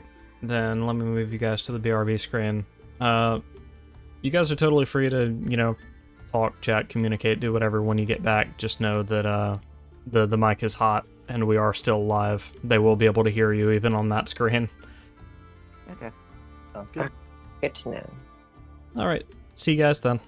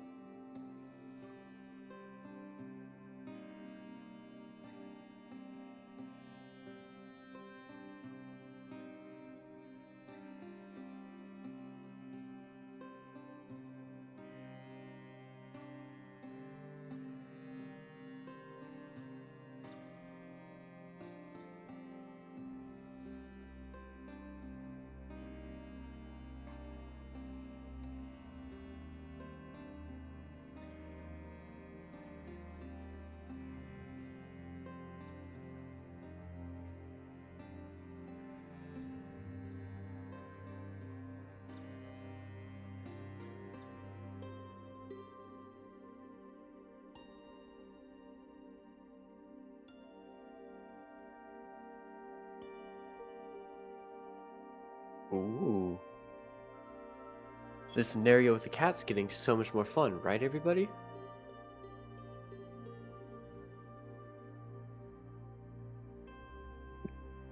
We cannot. We have to find a way to keep this cat around. We cannot let it leave. I don't know what's up with this fucking cat, but Okay, let's metagame with the cat right now. it's gotta be a person, right? It's a person doing some kind of, either the gym is magic. At this point I'm pretty sure, yeah, the gym is like some sort of transmutation magic, keeping the fucking cat a cat. We gotta get that thing off.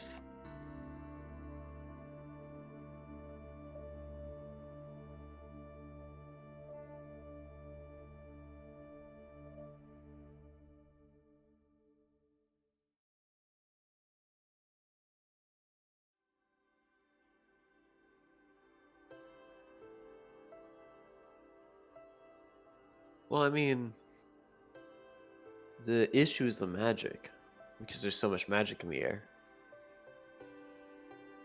But I feel like the issue would be using a no magic, like a spell causing no magic. Wait, what do you mean? So if I cast a no magic zone, Yeah. Can you do that? let me check spells real quickly. That seems really fucking strong if you can do that at like our level already. Like, I need to look at spell levels.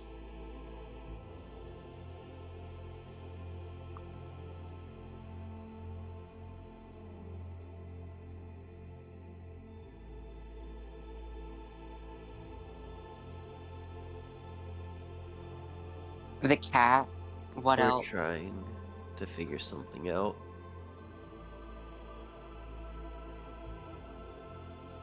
I don't know if you meant for the cat to be this big of a thing, Maddie, but congratulations, you've got us hooked. We want to know what's up with this fucking cat.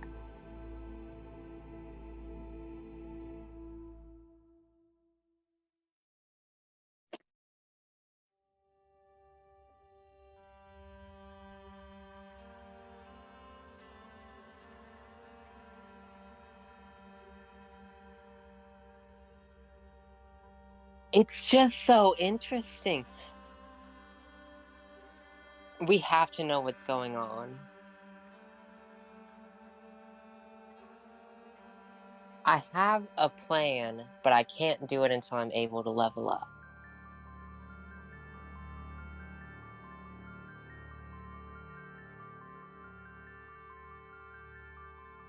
If I level up, I can get Dispel Magic, and I'm just gonna do that on the collar.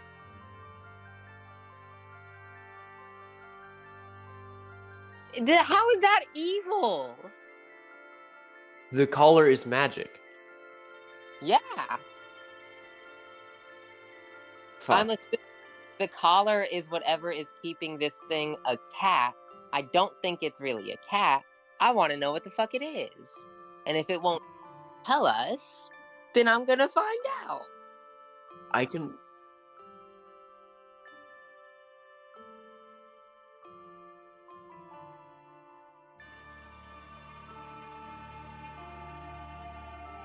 You're letting us metagame. I want you to know you're letting us metagame, and I can learn anti-magic field at an 8th level spell slot. So we have a little while to go before I have that. Yeah, I mean, hold on. You're also missing a lot here, Maddie. We are currently the people providing shelter and food for this being, this possibly sentient being. You know, it's just some person living in our house as a cat. Hey, there seems to be something special about the guy. I Yeah, want we to point out. have some amount of disclosure here. I'm working on it. I'm working on it. I want to point out that I can learn Power Word Kill at the 9th level spell slots. What does this mean? We fight something and it goes underneath 100 life and it's like, guys, do you care if it dies or not? Power word kill. Be done with everything. We got a lot of levels to go. Yes, I do realize that. I'm just saying that's going to be an option in a bit with how Manuelo's seeing the world. Oh God, are we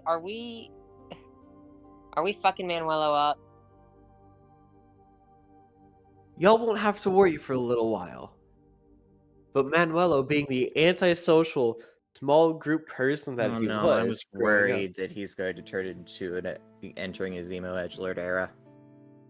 Yeah, maybe I shouldn't have made him burn a body with me.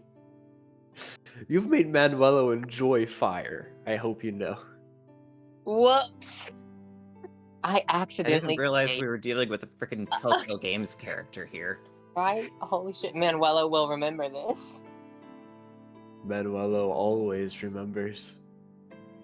He cries to sleep every once in a while remembering his brother, but it doesn't matter because if you do this shit, he remembers all. Manuelo was the true big bad evil.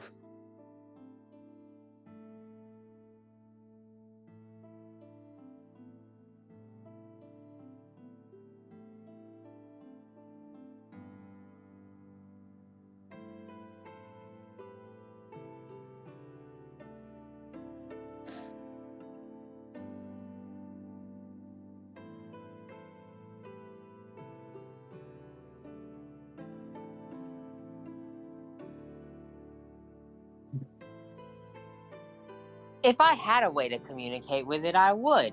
And technically, I do. If it would turn into a people and talk to us. It's not a cat. It's not a cat.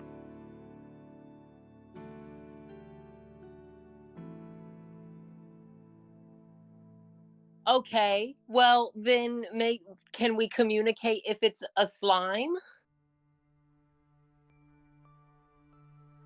Well, Okay. I just need a little bit more time, I think. And then if not, I'll hold it down, you yank off the collar. oh, I don't know if you were here earlier. If whenever we manage to level up, if we still haven't figured this out yet, I'll be able to learn Dispel Magic, and I'm just gonna. Oh, okay.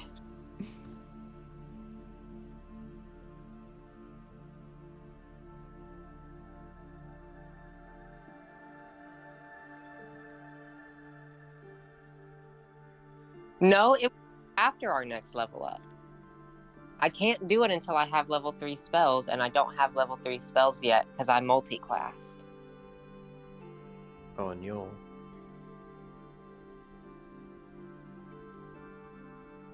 Oh no. It's funny because I have 3rd level spells. If I thought.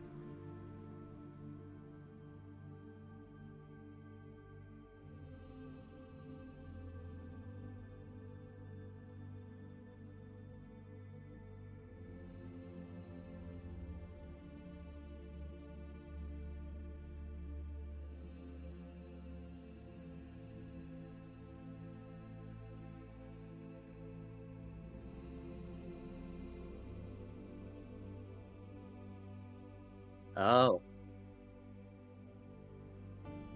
Oh, Okay. wow. So we could start saying, like, awful things about Maddie and he can't defend himself on the air? Oh that what you're telling me? Oh my god, why would you say that? That's insane. How could you do that? How could you? Oh wait, but we could say super nice things about him and he can't defend himself. Yeah, I just want to say that Maddie's cute. I actually have to agree on that point.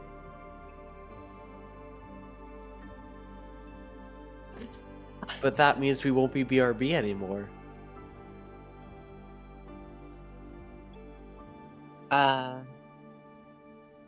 Yeah, I'm ready. If everyone else is. I think Let's we're do all this. good. Yep. Welcome back, gang. Now, I need to refute some scurrilous rumors that were spread during my absence. I'm not cute. Fuck you. Alright. So, Whoa.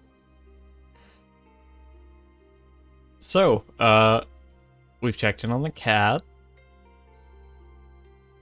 And I imagine right about now, Manuela's probably already back at the wagon. Beatrix and Aku may be headed back that way. Not sure. Yeah, I'll be heading back to the wagon. Yeah. Beatrix has a stop to make first. Okay. Okay. Well, once I cross paths with Manuelo, I'm gonna mention the dampening field thing. Okay. Yeah, so Manuelo, there's some sort of dampening thing going on throughout the city, and it's causing problems for Capper. Was that the name? Capyr? Yep. Capper, our cat friend.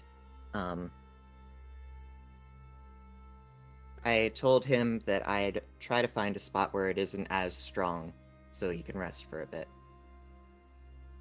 Are you able to help me look for that?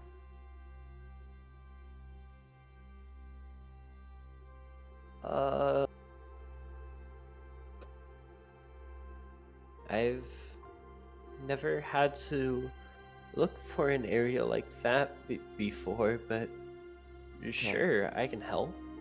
Yeah. Okay, well, can you check out the arcana around the wagon? Because that's definitely strong, and we need something weaker than that. Okay, give me 1 second. And well, here we go. I guess it's an arcana check. Yep. Go for it. Please don't fuck me over. Here we go.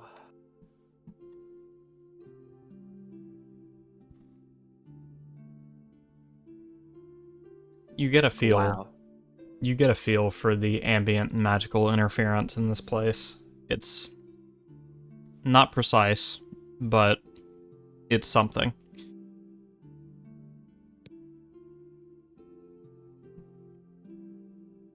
I can feel it. I don't got like a good judgment on it.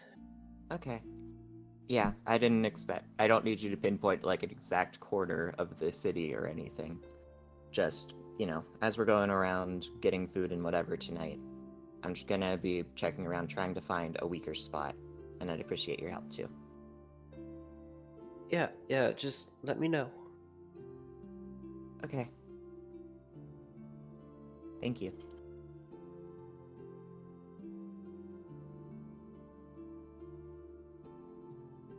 All right.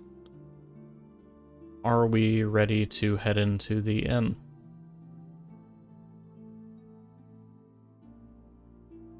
I believe so. Wonderful.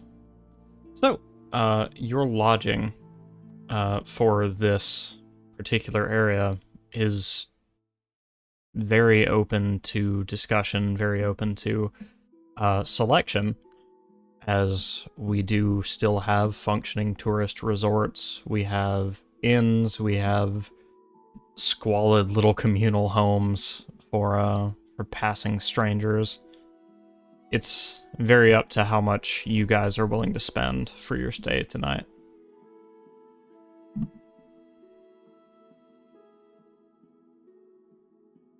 I don't need anything expensive, personally.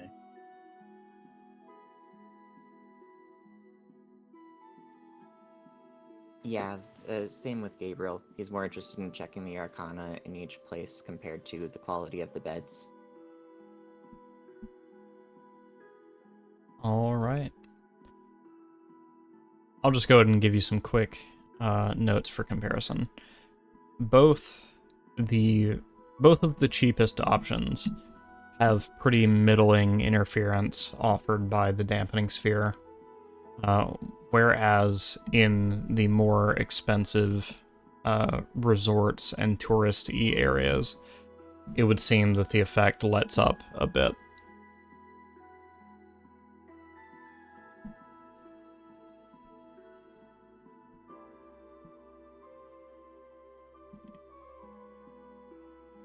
That said, the beds in these touristy areas are trash, and the other two options aren't much better.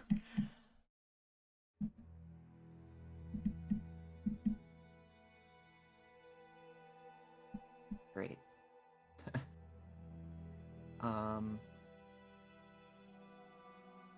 Well, I guess my vote would be towards one of the more touristy places then.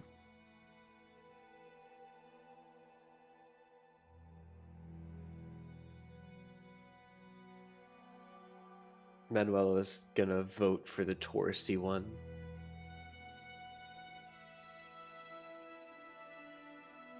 All Yeah, right. that works for me. Yeah, that would be Beatrix's vote as well. All right. The price of a cat's comfort is 2 gold and 5 silver per person for tonight. Okay.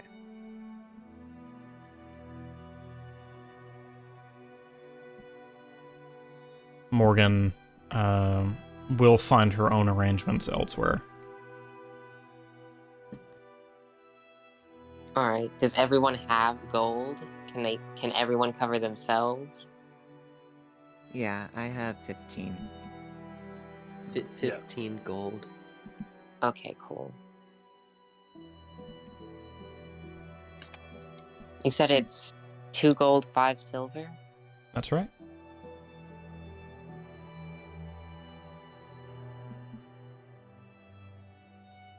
What's the transition from gold to silver? 10 to 1. Okay. Okay. In Vignette, it's 12, actually. Well, fuck me, I guess it's 12 to 1. In which case, it'll be 2 gold and 6 silver. Okay. Yeah, I was reading through a lot of the Vignette section of the book. If I remember correctly, their transition rate is 1 to 12 for some reason. Hey, setting stuff is what it is. Yeah. Between now and getting food, Gabriel's probably going to be, like, gawking at the actual touristy stuff. And what beautiful touristy stuff there is with all these beautiful, opulent walkways and fountains and statues, all these wonderful things. You feel like, real world comparison, you feel like you're staying at the Marriott Marquis in the middle of Disneyland. That's how gaudy and overblown this place is. Oh, okay. Yeah. Quite the spectacle. Manuel is in the corner making like a mini map of this just square.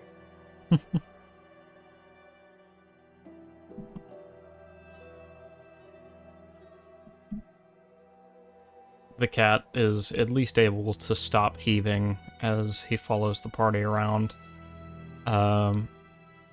First time in a while he's gotten to stretch his legs outside of the wagon, and he's just looking nervously at all the other two-legged creatures.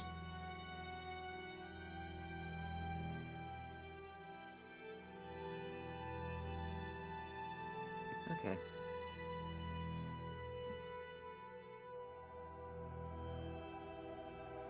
It is then, though, that you might be approached by a very familiar face.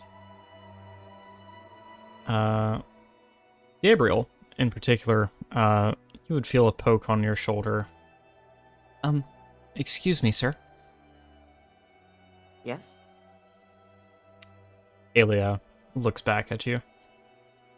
Oh, hey. I must say, this is a strange place that you and your folk have chosen to lodge, but, if I may intrude, I've brought my professor to come speak with you more about those creatures you saw. Perfect. Yeah. So, I guess I'll introduce everybody here. But so we and then find a nearby table, hopefully that at least looks functional, if not overly gaudy. But yeah, I'll get seated, grab that notebook where I put the sketches of what the things looked like, and show that to the professor first. All right. Is everyone going to this little dinner meeting? Or are we just letting Gabriel go alone? Manuel is going to go with Gabriel. Yeah, I'll come. Yeah, sure. All right. The professor, an Owlin man. Owlin, that is the Strixhaven expansion of D&D. I thought it fit with this setting. Sue me. Anyways. Yeah. An Owlin man sits across from you. Very tall and bulky. He kind of folds his arms and presses a thumb and forefinger to his chin. It's very nice to meet you all. I understand you have some valuable data about phenomena we've only heard about. These creatures that attacked you in the night.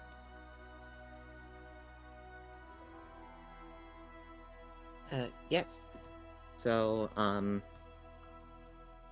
Aku was the one who stumbled upon the first one.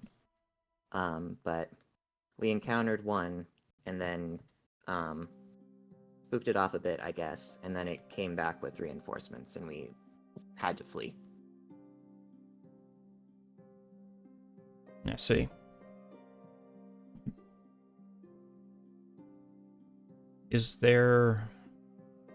Are there any defining features, something that seemed uniform across each of them?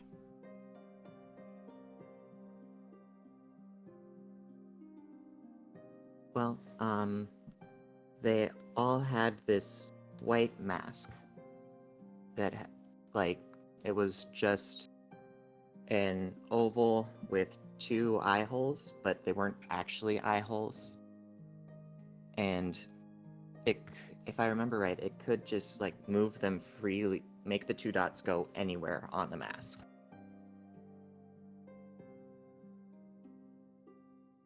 I see. Sorry, go ahead. And they had this call, this low guttural sound that they would make as sort of like a shout. Could you describe the noise to me in greater detail? Or liken it to something we already know?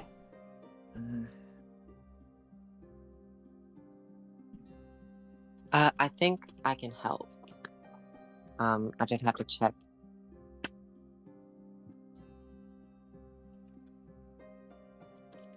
Yeah, I'm gonna do minor illusion to make the sound happen.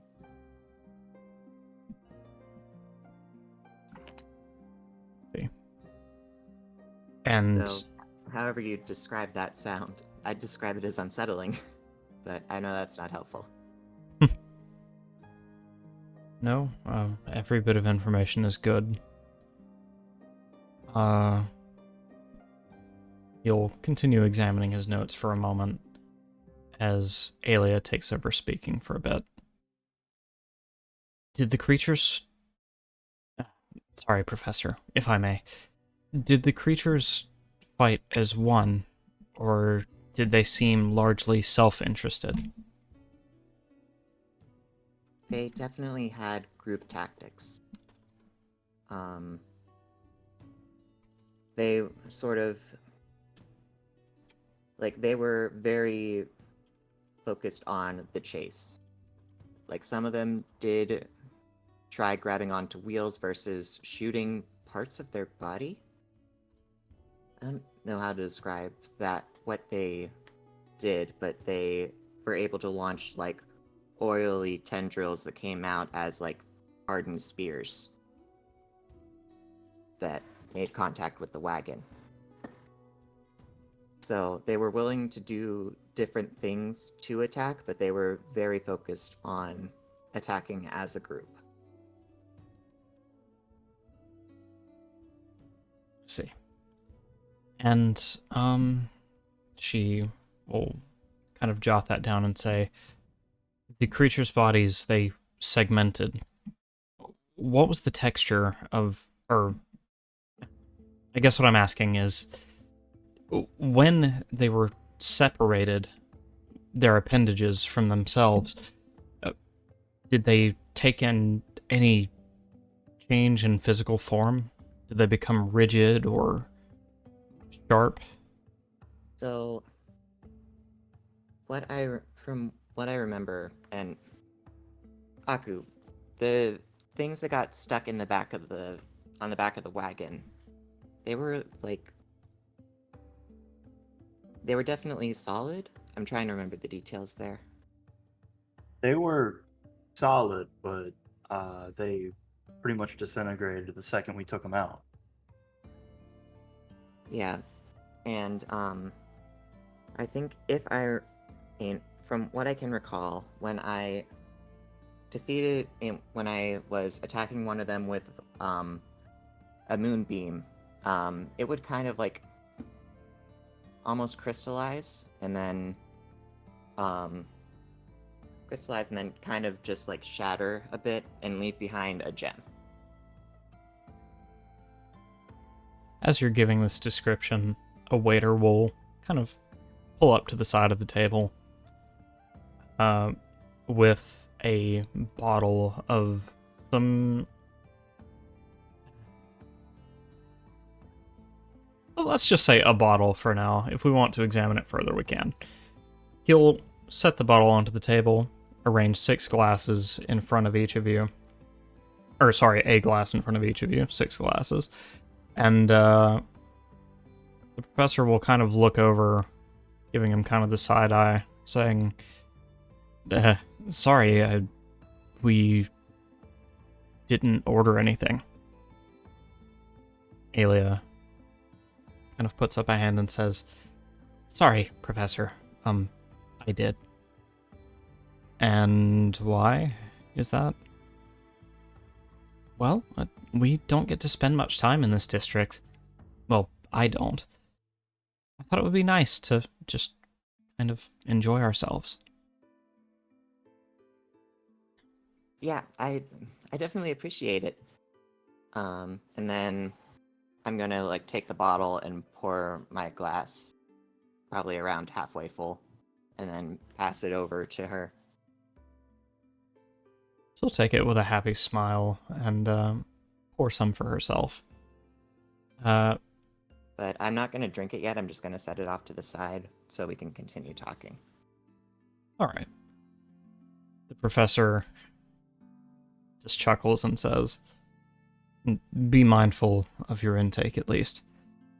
We don't need details getting muddled during the interview. Of course. And with that, your little pseudo-interrogation will go on for a while. While the scope of the arrangement that Alia has made for this party becomes more clear, she has ordered food. Several just light, snacky finger foods come to the table in rounds. Enough to, just keep everyone eating idly as the discussion goes on. And of course, just as a gesture, she's always the first to take some of.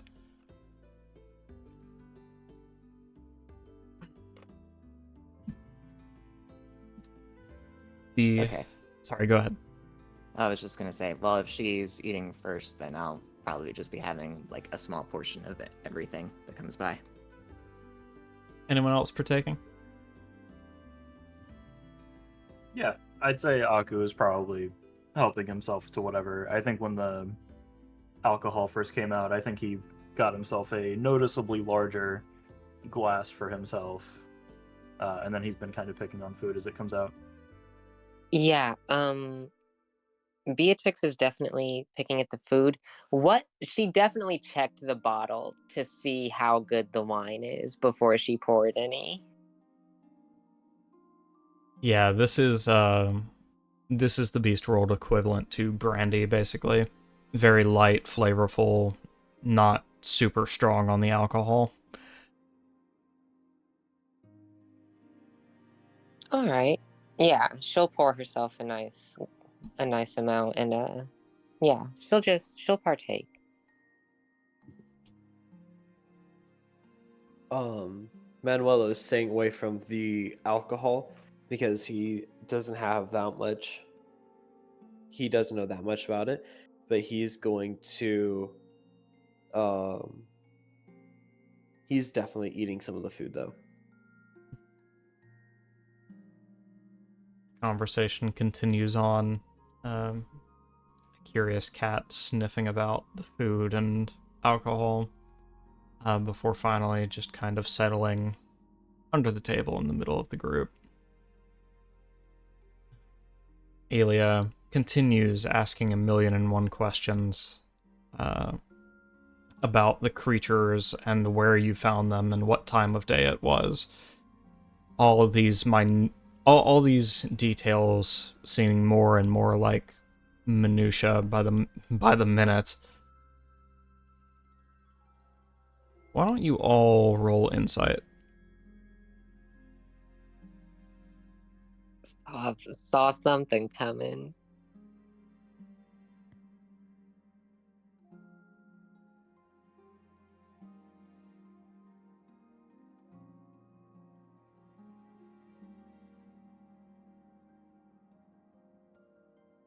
All right. Wow. Well, Aku, we're counting on you. Right? And I got the worst. What do y'all expect? What are y'all saying? You beat me by a single point. We can't really pretend that this 8 is much better than a 7. When No, you got the 8. I have the 7. Yeah, I'm saying that's barely a difference. when the conversation becomes a little too minute and just nitpicky, the professor will take over and move to some more relevant, more impactful questions. Each time he does so, Aku, you'll notice Alia's eyes kind of drifting down towards the table, and then anytime she thinks you're not looking, they flick up towards you. More than once, you catch her staring.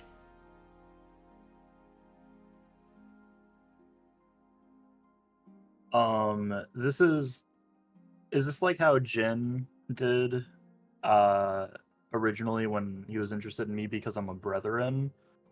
Or is this noticeably different? It's not noticeably different.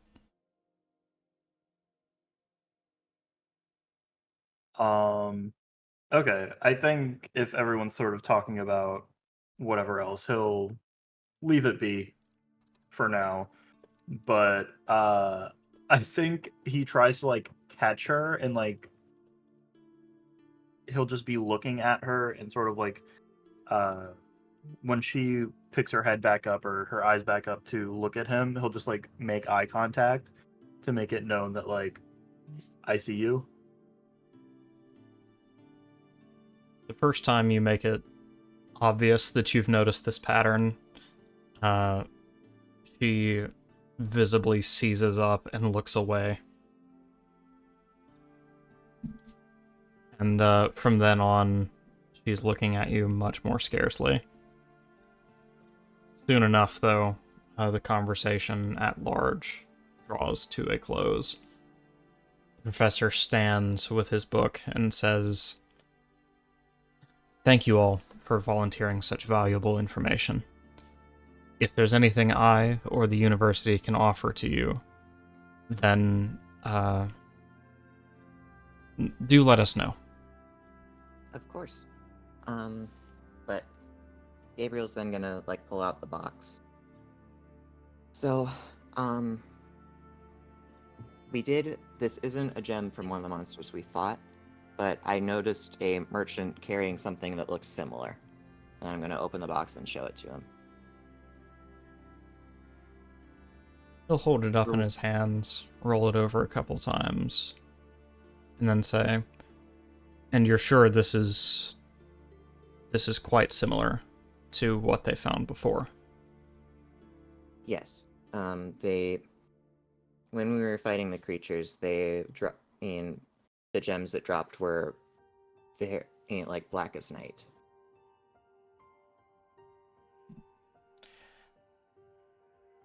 Thank you. Might I take this with me to my study? Yes, but, please be careful. When we were looking at it before, we thought we felt something dormant. I understand that fully. It's unlike any magic I've ever seen. I am hoping to study it closer tonight. Okay. Well, please let me know if you find out anything useful in the morning. Of course. Aelia, it would be in poor taste of me to ask you to leave your, oh fuck, he knows the word, I don't. To leave your hospitality. You've paid for something of a small feast here. I'm not going to take you from it. Enjoy yourself, and I will see you in class. The first of the week. Yes, Professor. And thank you for hearing me out. The professor will give a polite bow and walk away.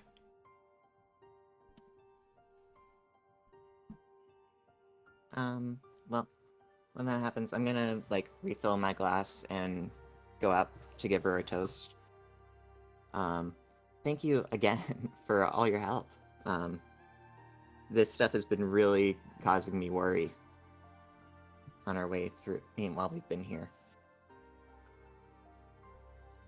She will raise her glass to meet yours and say, "Misery loves company, I suppose." No, misery isn't the word. Worry, trepidation, maybe, but this meeting's been kind of nice.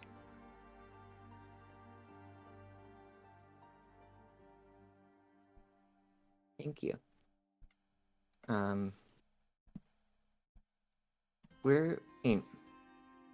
long have you been studying here? We are just briefly passing through, but I don't know how often people are here, like, long-term versus just temporary residents. Well, I come from up north. I'm here mostly for studies, and once that's finished up, I think I don't know. If I can find a career in this place, then maybe I'll stay as a teacher's aide or, I don't know, practitioner of some kind. Oh, okay. But If you don't mind me asking, how has your hometown been dealing with the plague? How are things up north? well, the situation was a lot less ideal. Ours was one of the first townships that was hit. And back then it was just some vague mania. People just acting in ways that they shouldn't. No one knew it would become this horrible plague. Oh, I'm sorry. It's fine. It's gotten us where we are now.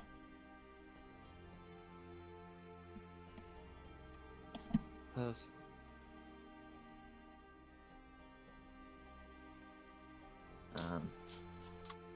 Yeah, and by now he's finished that whatever glass he was on and gonna reach to fill it up again. So, where do you all hail from? She says, looking over each of you in turn.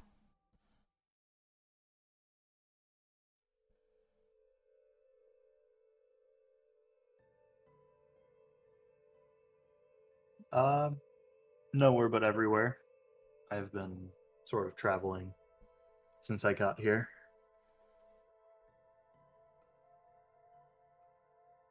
Traveling. Uh, Oh, sorry, go ahead. Beatrix is just gonna be like, I'm from Alamance.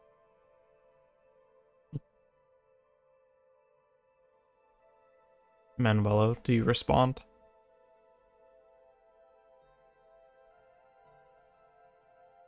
Might be AFK. And Gabriel.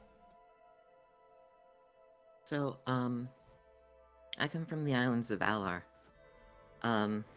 This is really this is not only my first time in this area, this is really my first time out of that cluster, away from that continent, really. So, everything around here is very new to me. Were the feline isles kind to someone like you? Oh, I'm sorry. Is that a rude question? No, that's fine. Yeah, I'd say so. I didn't really do much of the traveling. That was for people who can handle being on boats better. But staying put on my island, all the locals were nice, and I only ever really encountered traveling merchants, but they were all nice too.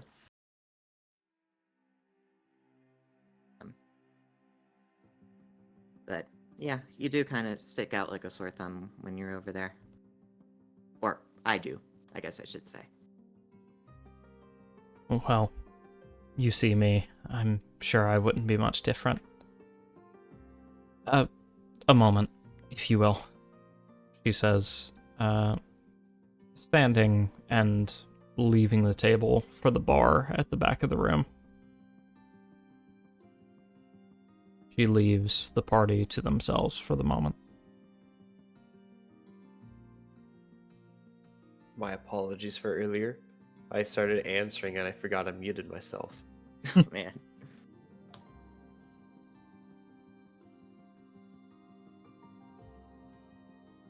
Did anybody else catch her staring at them, or was that just me?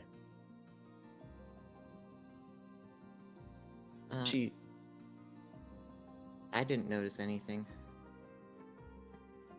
I didn't catch anything. Manuela's gonna be looking shocked just because he's antisocial. He's like, she was staring? At me, at least, but I'm used to getting some strange looks no matter where I go. So I was just seeing if anyone else noticed anything. No, I didn't notice anything. But that's what. Oh no. Yeah. Maybe she has a reason or something. I'm not sure. And then I'm gonna finish up that glass of wine and start pouring another. Probably in terms of where this is, like one more and he'll be sort of visibly buzzed. Not quite full on sloppy drunk yet, but noticeably shifting that direction. Gotcha.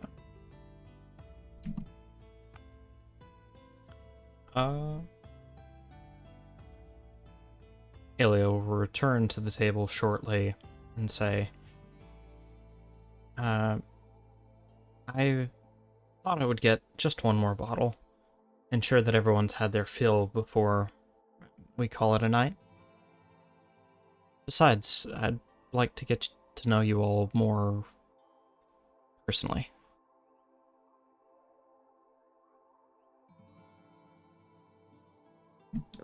Well, thank you. I'm gonna cast Detect Thoughts on her. Go for it. Not the deeper version, just trying to see what her, basic surface thoughts are.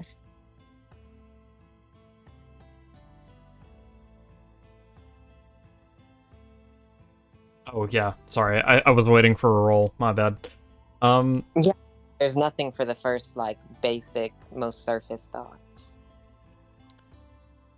She, more than anything right now, she really, really, really wants this night to keep going.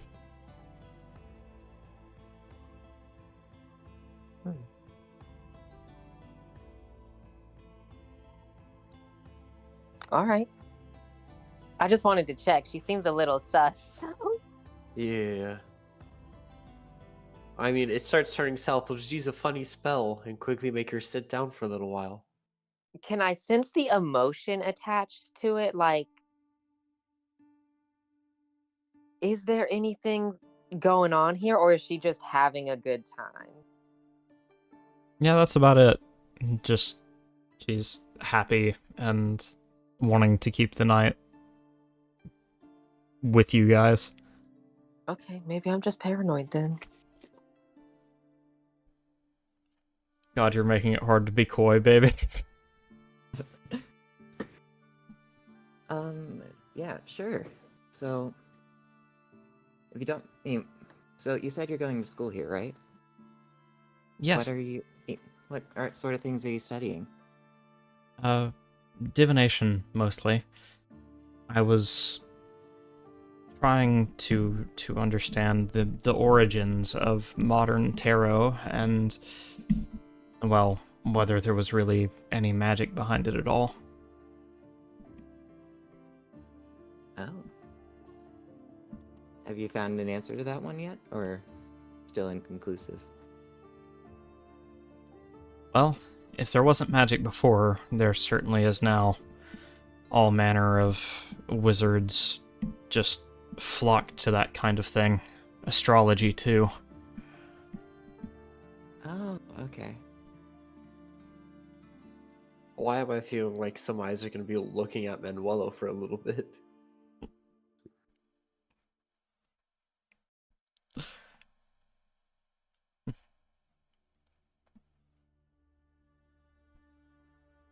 So, what does it mean to be a Delver, really?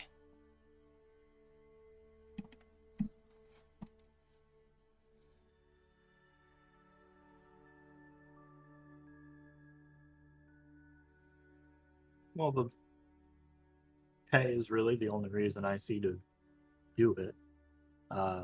It's fun, exciting, but not for everybody, I'd say.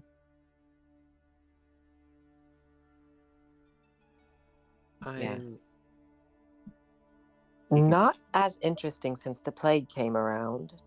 Not as many contracts to go around, and most people are just focused on, surviving and not spreading it.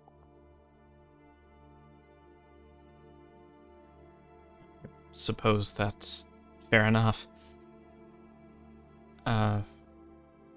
Is it easy to be a Delver during this time? Easier, maybe?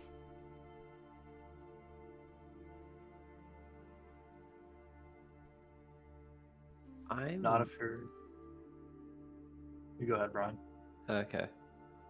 I'm newer to this compared to what the others are, so it depends on what they say. But for me,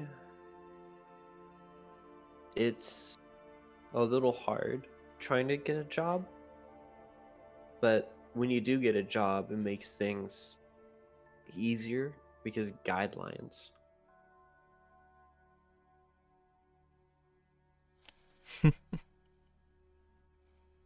She gives a polite but dismissive chuckle. She has no idea how to respond to that.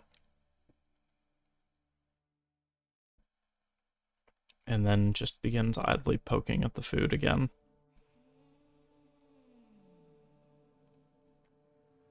The worst part, as far as I know, is having to leave home.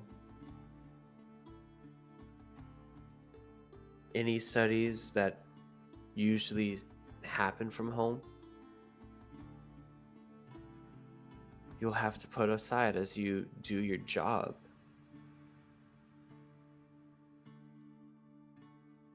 She falls still for a moment, kind of contemplating what you had said. Shakes her head of an idea and says, "So, you all be staying at the resort tonight?" Yes.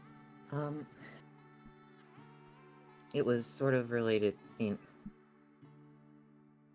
From what we can tell, this is one of the places where the dampening field is less strong. That will definitely perk her ears up. Your cat friend, then. He's helped you to select this place?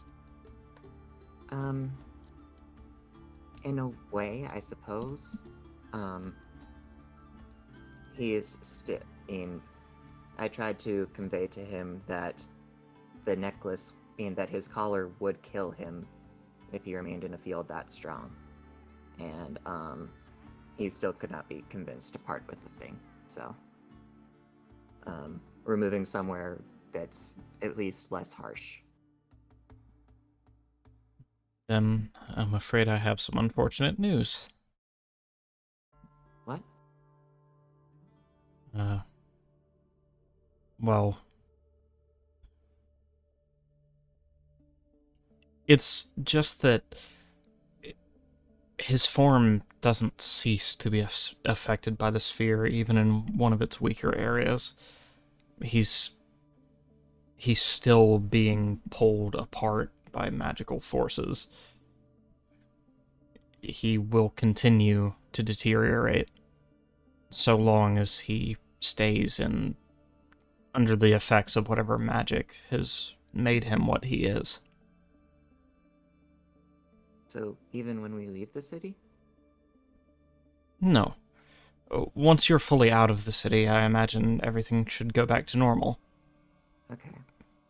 But he will need to live to see the outside of the city, I'm afraid. Oh. Okay. Well, with that, Gabriel's gonna check under the table and see if Capper's still there. He is. Okay. His breathing is about as heavy as it was before. He appears to be trying to sleep. Okay.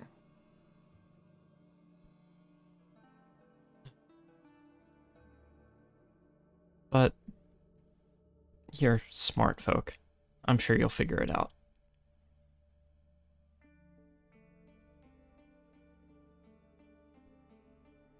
Yeah.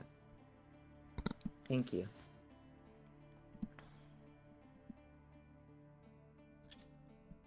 Alright.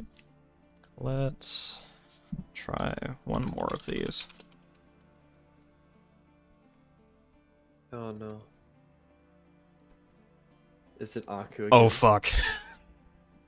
Is it? Oh, it wasn't even the right die. Hold on. Okay. Okay. Nope. Same result. It's still Aku. Damn.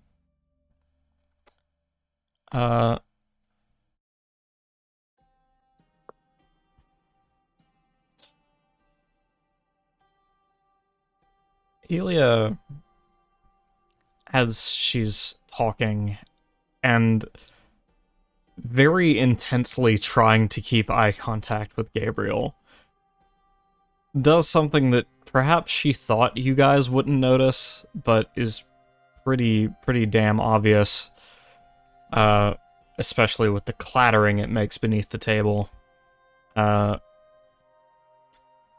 She had attempted to slide some kind of book towards Aku with her foot, but instead it has ramped off the leg of the table and hit him in the shin.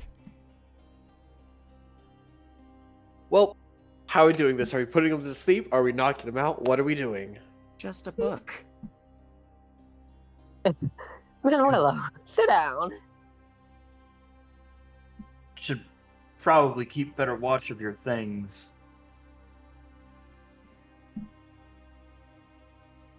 Ooh, I'm gonna do an Arcana check on the book.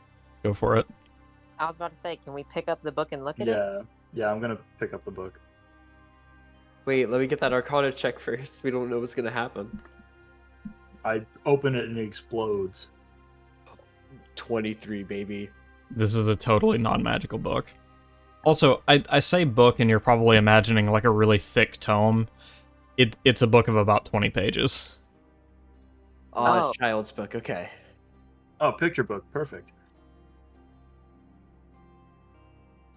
But yeah, I pick up the book and I look over it. Now, when you say look over it, what are you doing exactly?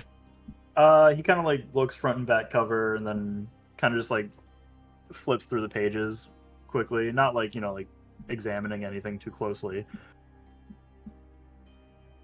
As you flip through the book, the front and back cover are just plain leather with no title anywhere to be found. And as you flip through the book, the very first page has about 2 paragraphs of writing, and every other page in the book is blank.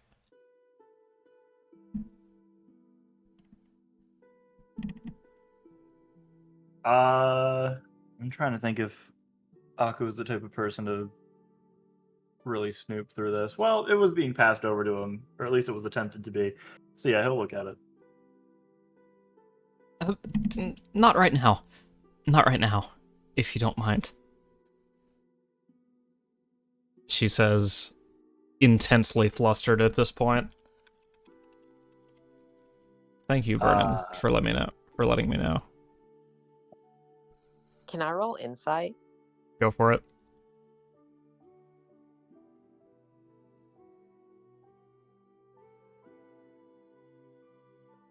Please, I want to actually know what this is.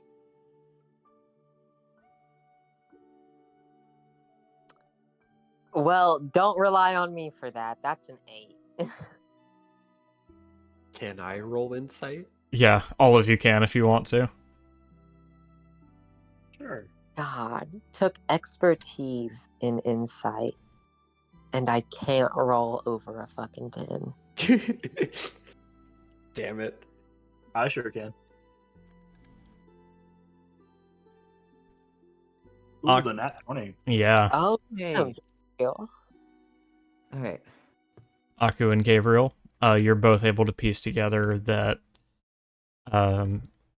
she was trying to be very discreet about giving this book to Caleb, or sorry, giving this book to Aku, and whatever is in it, based on her reaction, is very much for his eyes only. Coupled with Aku knowing that she's kind of been staring at him the whole time, she's not doing a very good job of hiding whatever keen interest she's taken in him.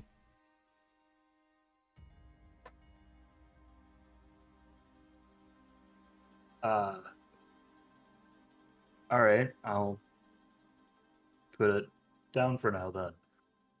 And he just kind of sets the book back down on the table, not really sure what to do now. Okay. Gabriel's gonna move to change the subject, but at this point he is, like, visibly drunk. So, when you're not studying, what do you do around here? Like, what are the sights and such? Oh, just, she's trying to respond, but is too flustered at this point.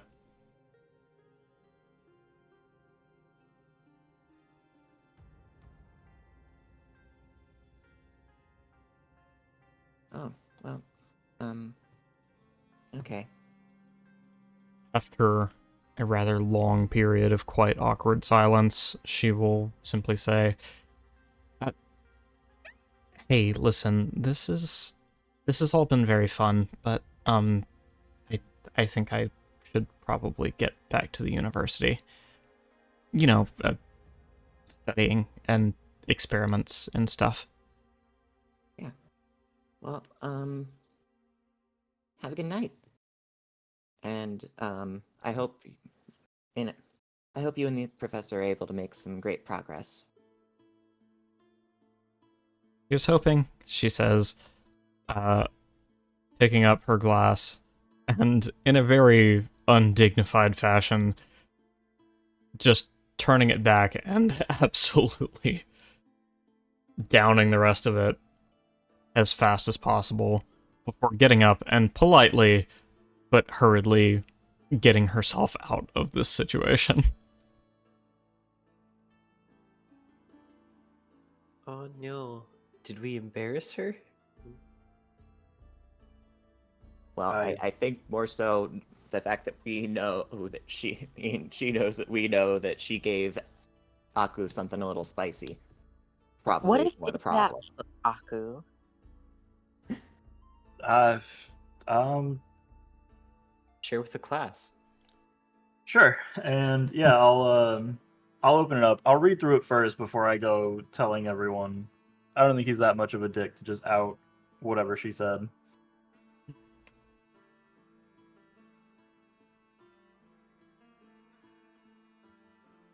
So, the paragraphs she'd written in the front of the book convey the sentiment that a lot of people seem to share, and that brethren are kind of an unusual sight around these parts. She expresses an interest in meeting with you privately to discuss what the broken world was like, if you have any knowledge of it, and asks if you all might have a meeting by noon tomorrow. Just the two of you. Oh. She wants to discuss the broken world one-on-one. So I guess noon tomorrow, that's what I'll be doing. Strange to hide it like that, though. Right? I thought it was going to be something much more significant. Manuel's gonna look away before saying, dude's got a date and he doesn't realize. Okay. And then Gabriel's gonna go over and grab Capper and check on him. Capper trills with agitation as he's picked up, but does not fight you. Okay. Well, in that case, I'll carry him up to my room. Alright. Aku, Beatrix, Manuelo, what y'all getting up to? Is there any more wine in this bottle or alcohol in this bottle that she bought? There's still about half the bottle left. I pick it up, kind of like swirl it around a little bit, and I look to the group and I go, I'm gonna take the rest of this, but before I do, does anyone want one last glass? Manuel is putting his hands up. He's like, nope, no, not me. Beatrix grabs her glass and holds it over towards Aku. All right, I he starts pouring and he goes, yeah, just tell me when. She's going to let you pour a good bit before finally being like, yeah, you're good. I was picturing that the glass is almost overflowing It's by like the it's end. just he just pours the rest of the bottle just essentially out onto the table. No, not quite. Not quite that dramatic. Okay. That would have been funny. And then whatever's left, he'll just take back to his room and take that for himself.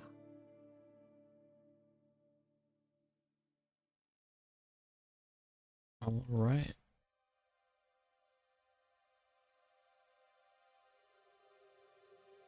And since we haven't had one of my most favorite kind of rolls today... Oh no. Oh, I was gonna do another thing with the cat, but okay. Oh, go for it, Gabriel. Well, alright. So when I bring him back to my room, and I'm just gonna, like, set him down, I guess, on the floor. And then, like, sneak behind a bed and wild shape into the cat again. I get 2 per day, so here's that. Go ahead and roll Arcana again. Okay. With advantage this time.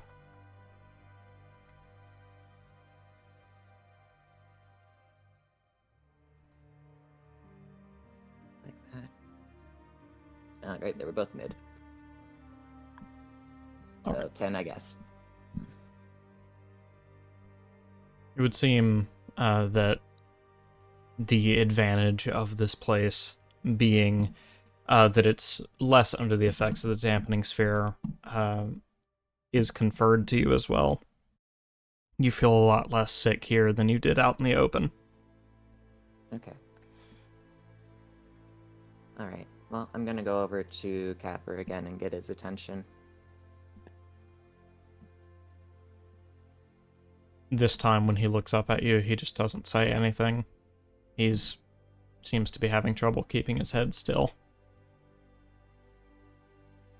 Oh, well, in that case... Are you okay? Do we need to try and find somewhere else? This should be fine. I might be able to sleep here. Okay, because we can keep looking. It's just one night, right?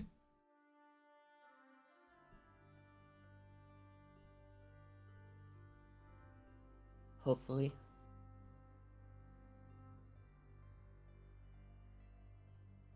If Okay. it ends up being more, we'll be sure to... And if it ends up being longer, we'll find a better place. Capper lays his head on his paws, clearly more than a little distressed.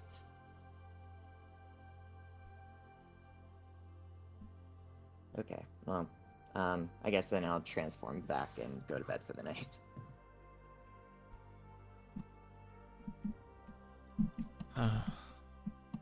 Poor cat dude. Alright. Time for my most favorite kind of roll. You mean poor DAM? He has a name. It's Capper. And we're getting there. We're getting there, slowly but surely. Made with advantage because Morgan is your scout. Oh. Oh no. Oh, no. Oh, that's bad. No, wait. Oof. If Nah, I have we to fine. body someone, I will.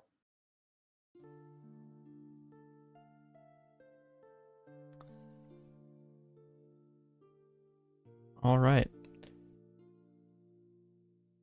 During the night, let me go ahead and stop the music in case it becomes prudent to do something else. Time to roll to decide on a person again. This time Aku will Alright, be guys. left out of the running. Nah, it's alright. I can handle it. No. It's unfair. I- It's unfair at this point. Aku be the main character. Who all votes for that, actually? I don't think Aku would want to be the main character. Yeah, I don't know if you've noticed, but... You want to know the bad part? The characters don't know that this is happening.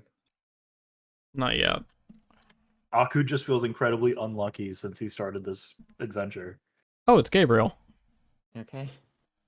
Oh, the one who's alone in their room. Cool. Oh Hey, no. I have the cat. Gabriel's getting nuked. Oh no. Gabriel.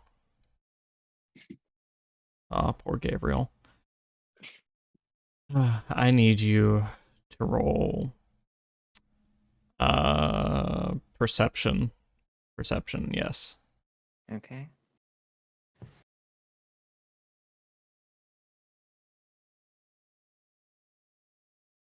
Well,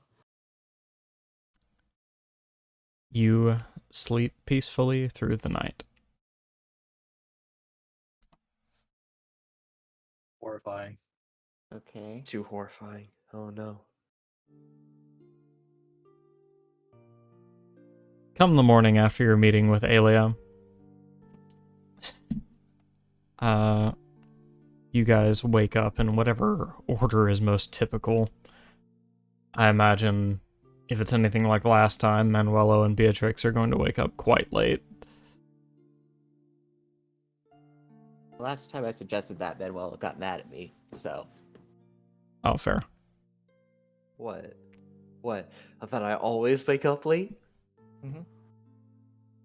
It's not my fault. It's just because I'm a sloth. That's not my fault. Okay, well, when Gabriel wakes up, assuming he's not too hungover or anything else didn't go wrong, he's gonna get food, but he's also going to take the cat out to the outskirts of town, just like in his backpack or something. You want to have a close look at the cat? Yep. Okay.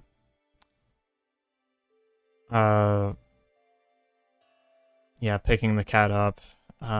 Capper does not respond at all to your touch, to being picked up or to any sound you make. He's breathing quite heavily, but he doesn't seem conscious of what's going on around him. Okay, well, in that case, I'm dropping everything and sprinting out of town. Alright. So, the rest of the hallway will be rattled by the sound of Gabriel's door flinging open and slamming to the wall behind it, as Gabriel sprints down the stairs and out of the resort. Who wakes up next? I would say I would, because I actually planned for this and I picked a room close to him. So I would definitely get woken up because of this.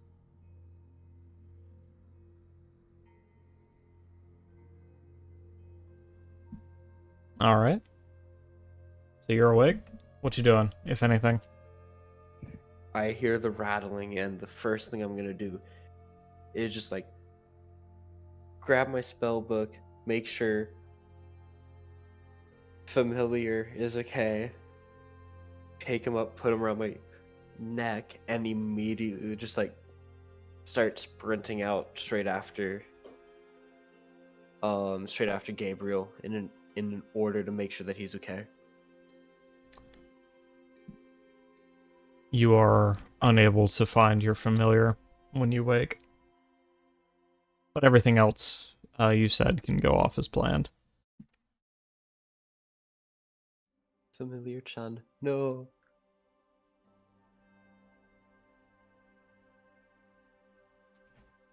Alright. Aku or Beatrix, who's next? I don't mind getting up next. Alright. So what are we doing, Aku? Do you think maybe I would be able to have heard Gabriel leaving his room like that? Oh, for sure. Everyone in the hall probably would have heard it. Yeah, I think he is like mid getting ready, like putting like his cloak and stuff on when he hears it. So he will just rush out and see if he can find whoever was running like that. You might catch Manuelo, who is already on his way out. If you two exchange words is up to you.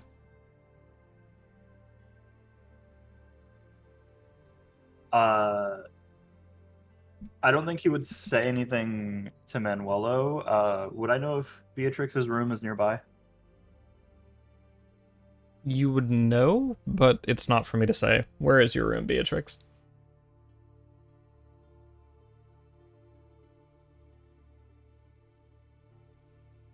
I mean, if all the rooms at this place are pretty much the same, then yeah, we'd probably all be on the same hallway. If we couldn't get adjacent rooms, we'd at least be like on the same hall as close as we could have been.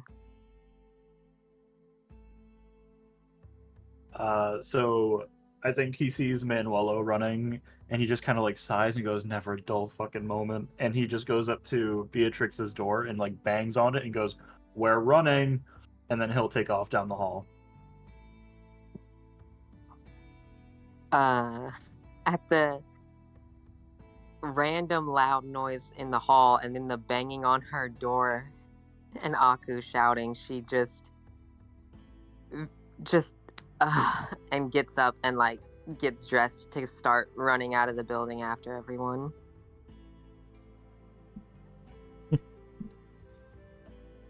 While running, Manuel is gonna look back, put his hands up, and is like, "Not my fault." Not your fault this time, Magna. When has it been my fault in this campaign? Any Oh, given I'm time. back. What happened? I don't know, the guard guy. I wasn't the one who Yeah. technically started it. No, you absolutely were. He had nothing to do. I turned invisible. You got that man killed. I wasn't the one who killed the man. Gabriel. Nope. Started fighting the guy. Gabriel, where are you running to? Like, basically just out the front gate and into the field. Like, probably at least 100 feet, if not more. And then set the cat down and see if he's still breathing and everything. You observe the cat's vitals for a moment. Its heart is beating quite fast. Its breath's heavy and labored. Its its belly is kind of sunken in. It appears there's no longer anything on its stomach. And to top it all off, it looks severely dehydrated as well. Okay. Manuel, you said you came with? Yep. Okay. Manuel, I go get water, please. Manuel is just gonna pull out like his water bottle and hand it over. Oh, thank you. And then, I'm gonna, like, put it up to the cat's face as best I can. Just as before, the cat doesn't appear to be conscious of what's going on around it. Okay, well, I guess I'll tilt it a bit so it starts dropping on or around his mouth. Alright. By now, Aku and Beatrix will have arrived as well. Damn. Gotta rush this cat to a hospital. Sorry. So, some of the water does indeed go into the cat's mouth, and instinctively it swallows to prevent it going down into its lungs. But that's all you can say for sure at the moment. It's not aiding or fighting you in this effort. Okay. Anyone got ideas? I mean, we could always just take the magical collar that's killing it all. They would have a hard time fighting back this time. Yeah? It doesn't want us to, but in this case, we need to. Well, let me see. Give me a couple more minutes. 2. Fine.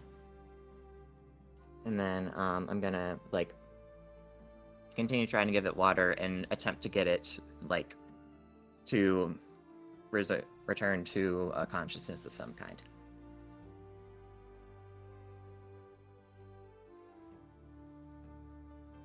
All right. The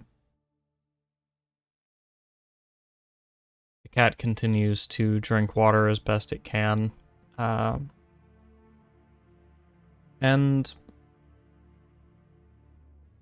I'm sorry, I forgot what else you said you were doing, if anything. Trying to get it to respond or, open its eyes. Yeah. It will continue drinking the water as best it can, and soon its breath grows raspy, and then all at once it begins coughing. Quite hard indeed. Its body convulsing as it does. It appears to be a little closer to awake now. Okay. I think he just needs more time here.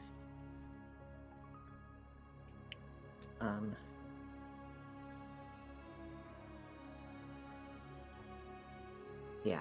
I'm just afraid that I don't want its last actions to be fighting us over this collar.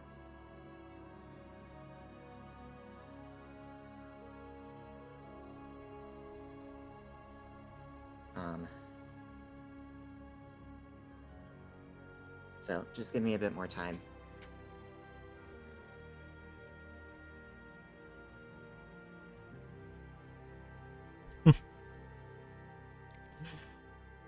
How did the campaign become about this cat? Because you gave us the cat. You're the What one do who's you almost expect? killing it. I'm trying to not let it die. Yeah, but okay. Not gonna argue with you. Anyway. I'm Yeah. glad you're engaging with my story. Don't listen to me. Okay. I mean, the simple solution to keep the cat from suffering or dying. But if we want to avoid that, I was all going right. to say, if you want to keep running out here in the early morning to take it outside the city, be my guest. Beatrix just leans over and whispers in Aku's ear. 10 gold, it doesn't survive this trip. I'd bet you 50. Deal. Okay. Can one of you go find some food?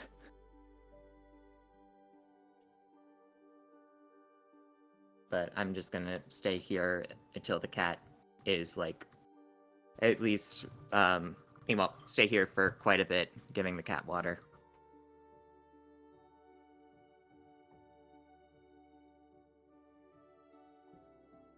I have something I need to do anyway. I'll find something. And Beatrix will head back into the city.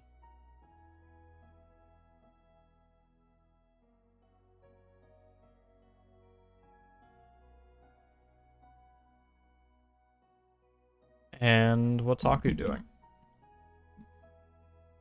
I guess if Beatrix is going to be getting its food for it, he'll probably just head back up to his room and finish getting all of his stuff together. All right. And what's Manuelo doing at the moment? Give me 1 second. Okay.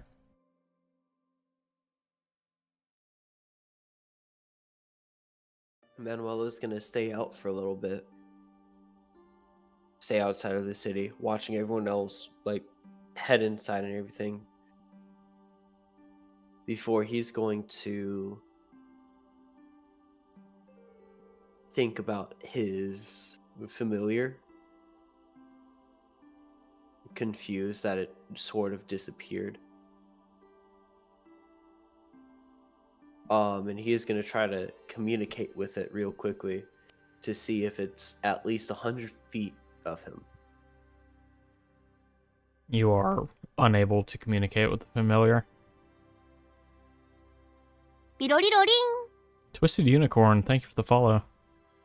Oh, woo. And so he's going to attempt to cast Find Familiar again in order to bring it back.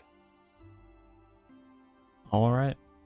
You cast Find Familiar, and your little red panda buddy appears at your side. I'm going to communicate with it and ask what happened. It responds, Big walls, big cold. Couldn't stay.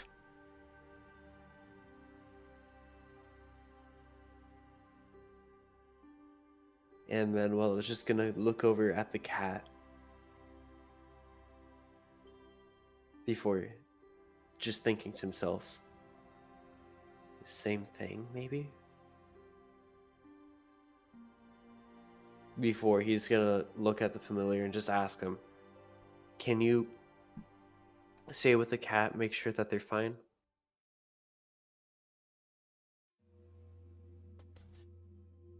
The little raccoon-like creature tilts its head at you.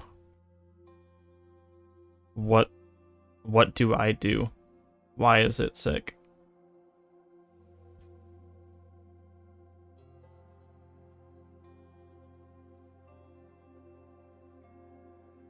We think it's to do with the... We think it's to do with the collar.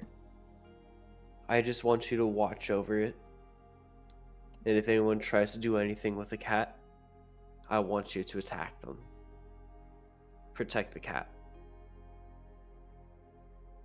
The red panda nods, then turns towards Gabriel and gets in a pounce crouch. Outside, if anyone outside of the group.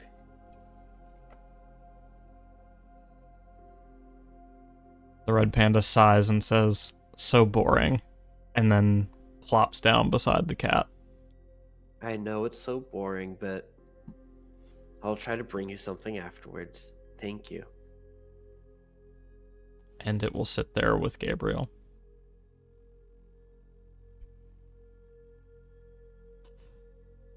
Beatrix, you said you had something in particular to do when you headed back inside, yes? Yeah.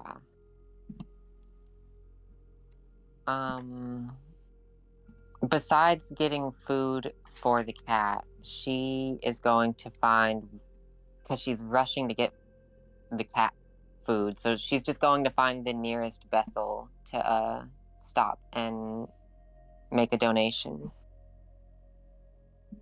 All right. I'm gonna try to get in and out as quickly as possible and without interacting with anyone. Of course, many very polite commoners are trying to, strike up conversation, but I imagine you're just, haha, sorry, no time. Yeah, unless if it's just random people trying to come up and talk to her, she kind of just blows them off and never stops moving. But if any of the Bethel keepers were to come up to her, she would probably stop and at least try to be a little more respectful and not just blow them off. But she is just trying to get in and out quickly. Gotcha. All right. You managed to do this mostly without incident. Is that all you wanted to do? Yeah, if nothing ends up happening, then she'll just get something for the cat and head back. Okay. Anyone else have a specific interaction before we move on to Gabriel and his love affair?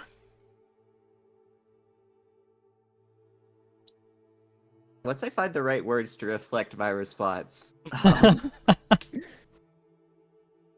Do you want to be saved?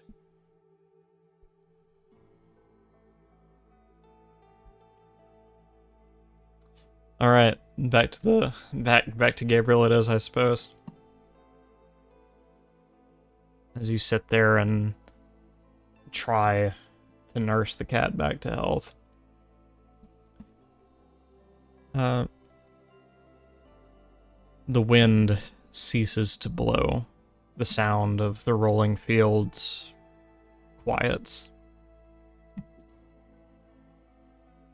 And then a voice breaks the silence.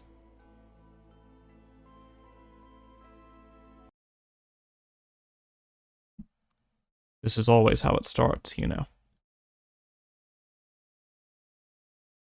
Huh? Coughing fits, sickness, bouts of losing consciousness. And it sounds like he's having trouble breathing, too. I'm gonna look around, try to figure out who's saying this.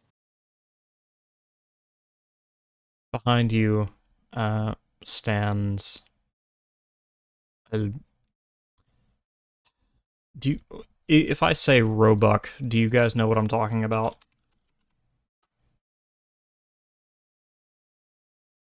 I probably need Mm. a refresher on that. Yep. I recognize the word. It's just a deer with a small reddish gray brown deer with very tiny horns, relative to other deer you know about. Okay. Is standing there, in a long leather coat, arms crossed and back pressed up against the wall. It seems your little friend has caught our nation's sickness.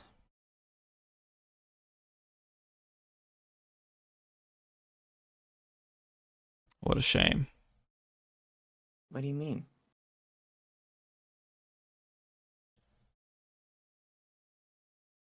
He just kind of nods his head towards the cat. Look at him. Is that normal to you? No, but it's not the plague. And how can you be so sure, my friend?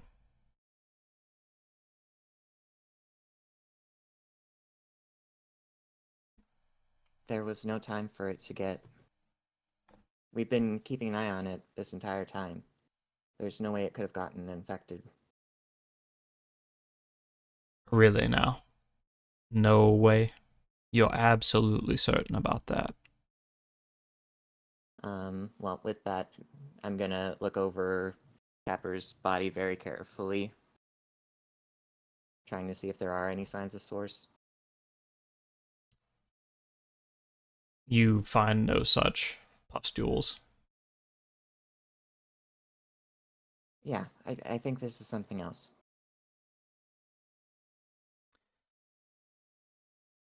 Whatever you think it is, you come to the wrong place if you want people to take chances. I'll handle your little problem. You get back inside, and soon neither of us are gonna have to think about this again. I'm going to pick the cat up and take steps away from this person. Oh, my familiar's still there. The familiar will indeed hop between Gabriel and the man, and begin like puffing up and doing the thing red pandas do, where they stand on their hind legs, arms upraised, trying to look big and scary. Oh no, he's being cute while trying to be scary. Oh no. Huh, doesn't that sound like someone we know? Very much does. Shut the fuck up. You know what? Just for that.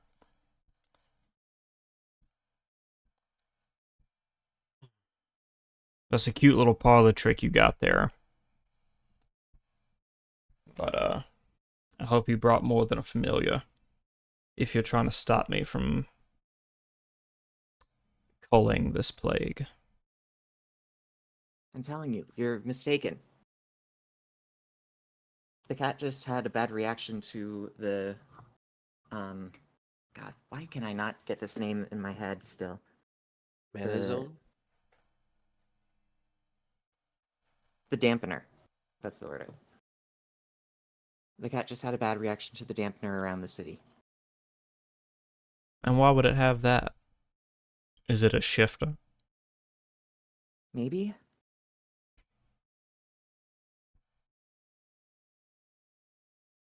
I see. So, to recap, you're saying your little friend here doesn't have the plague, and that instead you've brought a little stowaway into the city. Is that right? You do understand that's quite illegal, sir. Stowaway? You've brought a monster, something from the outside. Where'd you get it? The dungeon? Who are you anyway? Well, that depends on you, friend. I was hoping to be a pal, deal with your little situation here, so you can stop dealing with it. But if that's not what you want, I suppose I can be your enemy just fine, he says, reaching under his coat and producing uh, the Beast World equivalent of a flintlock pistol. Okay. Oh, Oh, sir, you're getting that isn't necessary. Then drop the cat and walk back inside. Okay, where am I in this field? Per your description, pretty far out. Okay, am I like near a tree line or anything? Not exactly. Okay. so funny thing.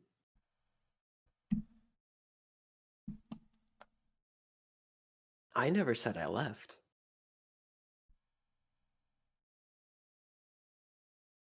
I thought you did. I thought that's why you left old homie behind. Right, I did. Okay. So if he has the gun pulled on me, I'm gonna go ahead and cast Wind Wall. Oh yeah? Yeah, so that's I can keep it up for a minute. It's 50 feet long by 15 feet high by 1 foot deep, and small projectiles shot through that wall automatically miss.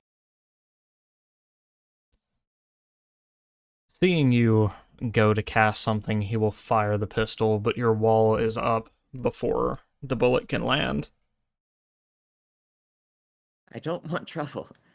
If you want, if you want us out, us and the cat, me and the cat out of here, then that's fine.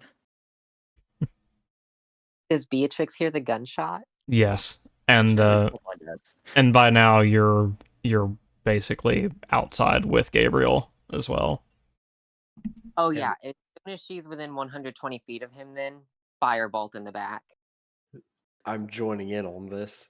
Let's do this. Oh shit. Okay, alright. Let's roll initiative. This dude's fucking dying. Aku, Yeah. if As you far think you'll as- want a part of this combat, go ahead and roll as well. I don't Yeah. know that it makes sense for Aku to even be present. Oh my god. That's Unless worst the initiative gunshot I've is rolled like ever. Oh, that unless the gunshot is like very clearly heard from wherever he is by now. I don't know how you define very clearly, but it's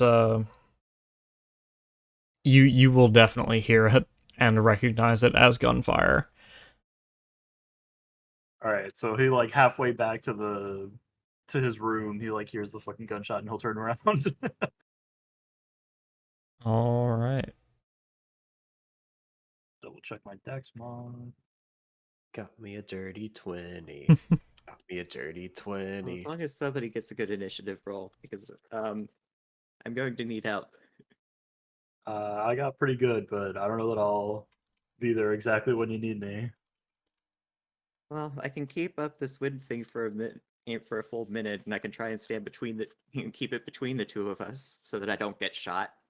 But you know, there is sort of that moments away from happening. So hurry. Alright. Let me set up the new Uzok's queue. We're gonna make them learn, aren't we, that you don't mess with the people who know Firebolt, right?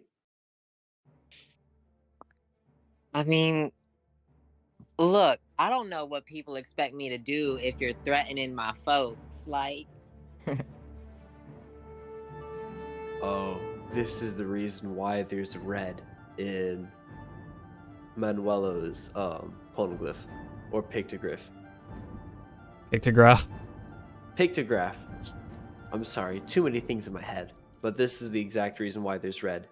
You don't fuck with the dude's family.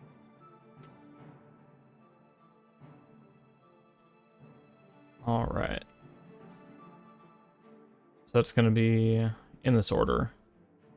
Aku, Manuelo, or no, Aku, your enemy, Manuelo, Beatrix, Gabriel.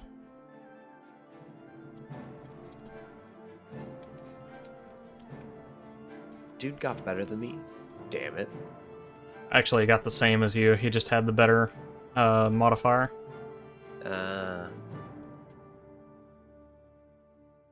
All right. Aku, would you like to spend this round of combat dashing towards the scene? Absolutely. All right. Could I also specify that, like, when he does see what's going on, can I try and stealth? Sure. Okay.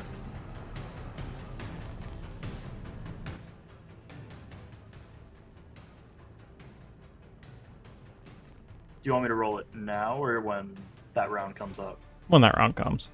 Okay. All right.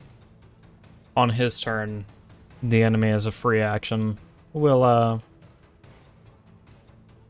just talk to Gabriel and say, "Come on, pal. It does not have to be like this. Just put the damn cat down."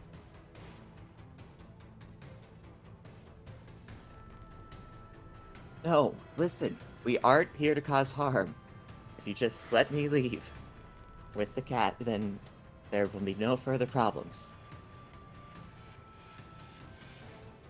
You gonna leave? Be out from my city?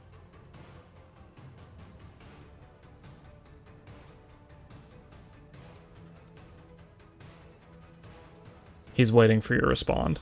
For your I response. Yeah, I'm not positive I understood the question. He's confirming that you are agreeing to leave the city if he lets you go. I won't bring the cat beyond this into the city grounds again. As far as I'm concerned, friend, you're infected too. It's gonna have to be both of you. What? We're not infected, neither of us. They never think they are. They think they're just normal people. Ah, well. It's alright. So, his first turn, he will reach into a bag sitting on his hip and pull out a small gray sphere, put it between his teeth, and crush it in his mouth. And a wall of smog bursts forth. This acrid, gunpowdery cloud will conceal his movements. You may, however, make a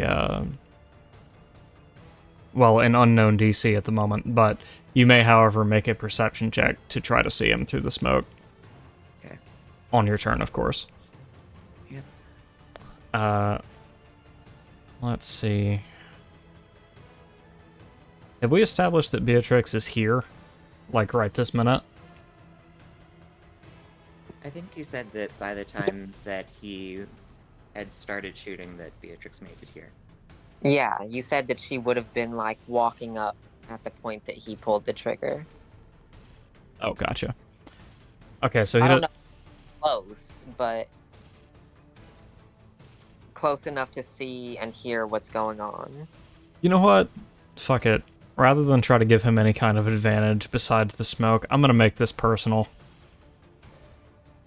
You hear another gunshot and a faint whine. Manuelo, you lose your connection to your familiar.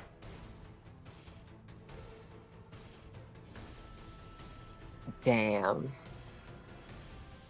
And Manuelo, it's your Okay. turn. Am I there? Am I there? Yes.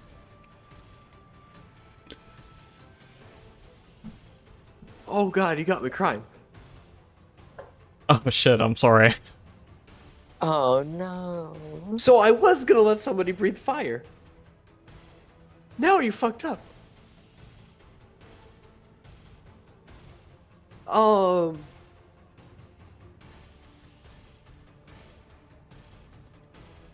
Manuelo is casting magic missile at 2nd level. Oh yeah, you don't have to see him, do you? Oh yeah, I just gotta be in range. Give me a second. Let me actually look at this real quickly.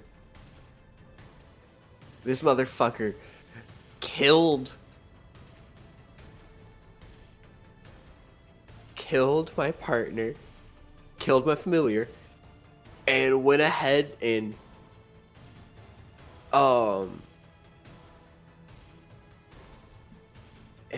to try to kill the cat and Gabriel. This motherfucker's dying.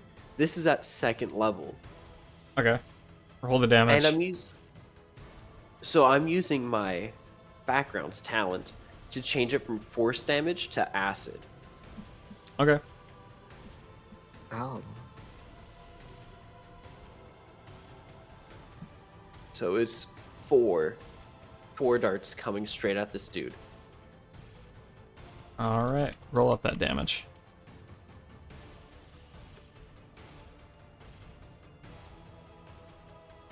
I love Aku's suggestion, but remember, if you can do it to them, they can do it to you. Oh, goodness. Right. Well aware. Just figured this might be fitting. No. If he lives somehow, heart attack. If you want... 14. Okay, he takes 14. If you want to set that precedent, you may. Just keep in mind. Anyways. So yeah. 14. You hear your target cry out from within the smoke. And then immediately begin yelling obscenities. I want you to burn just like how it felt. What? It's on some backstory shit. Okay. Beatrix, I believe. Is it Beatrix's turn? You have anything else? I'm last. So.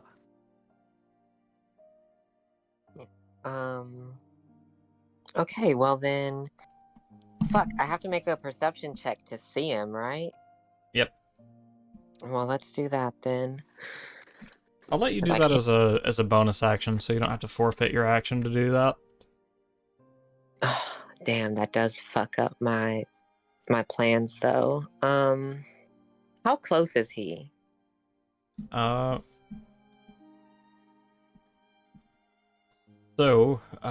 Gabriel's description earlier, they are probably about 100 feet from the door.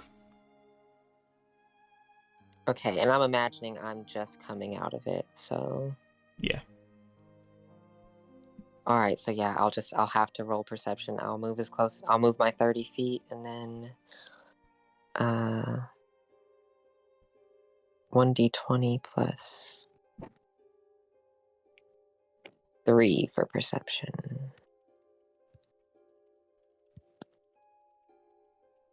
God, 12? You try to gather any information about where his form is, but the smoke is just too thick.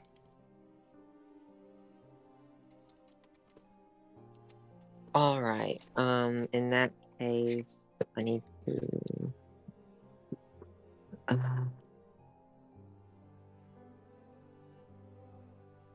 Sorry, I gotta check a spell real quick.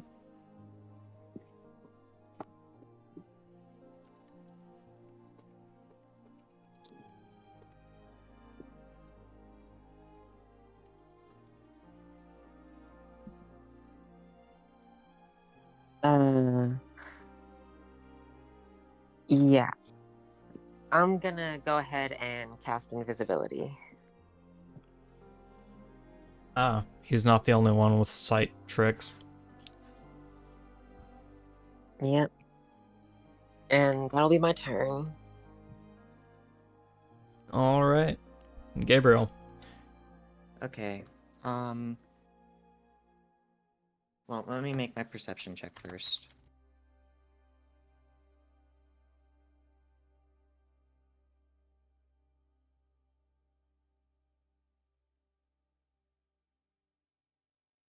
Okay.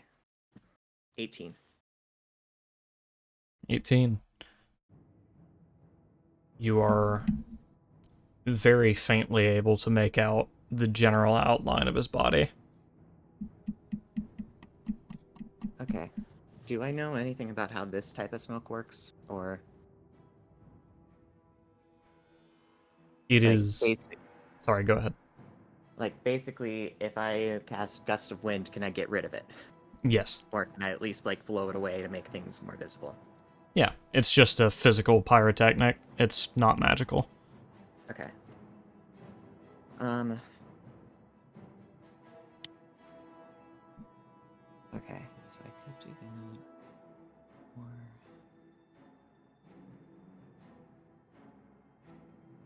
Or okay, well, I can see him. How far is he from me physically? About 30 feet. Okay.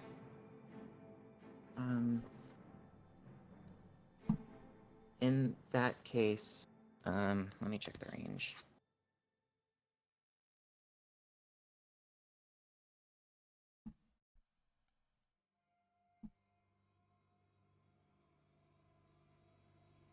Okay, I'm going to run about 15 feet backwards away from him, and then cast Gust of Wind. Okay. So that does a 60-foot long by 10-foot wide gust directly at him. And he needs to make a strength save or get pushed back 15 feet. Okay.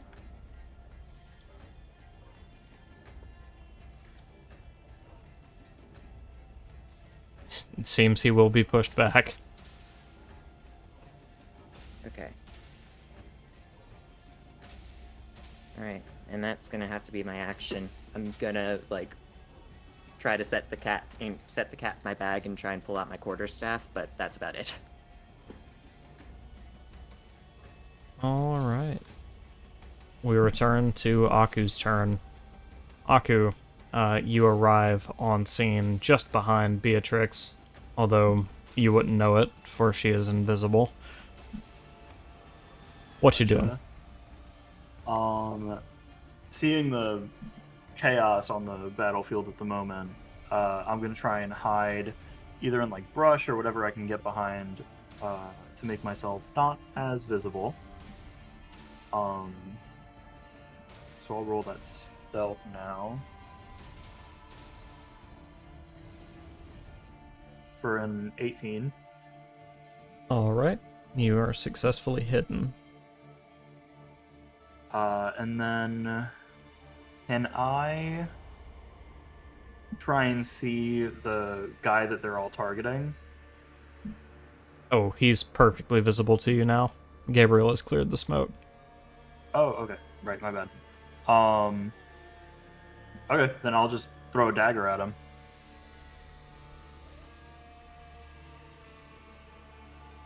Alright. Roll that attack. Gotcha. That is a 24. Right. 24 definitely hits. What's the damage on a thrown dagger? It is 1d4, and then with sneak attack, that makes it 1d4 plus 1d6. Alright. Let's roll up.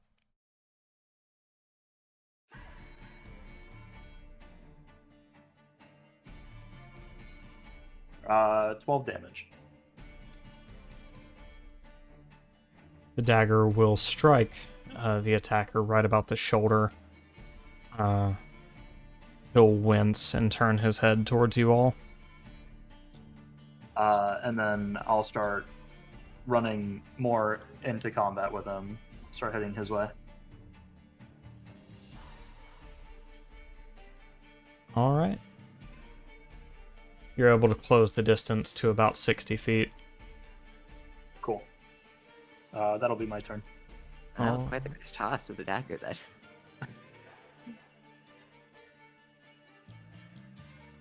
Yeah, maybe just a good old lob. Alright. So, on his turn, he'll have a look over the scene He already knew he was in combat with Gabriel, but he was not quite ready for Manuelo and Aku. And his confidence is faltering. So let's have him make a roll right quick. See if he risks death or is at all smart.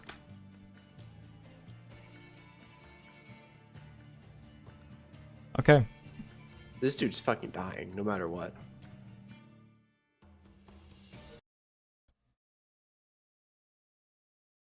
He'll lock eyes with Aku and slowly lower the gun. I see. So this cat, right. You're saying for sure he doesn't have the plague. Yes, I'm positive. And you all don't have the plague. Yes.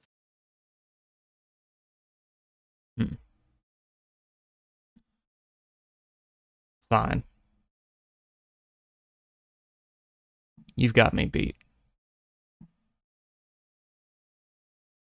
Keep your cat and stay in the city if you want to. But if y'all wind up sick, I'll be back. And with that, he will, I mean, he's surrendering, but, I'll take it in combat order to see if you guys want to let that happen. Starting with Manuelo. I was about to say, I don't think Manuelo's gonna let this go.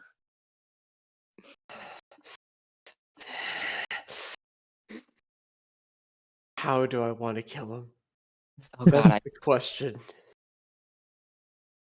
He's not helpless. This won't be a coup de grace.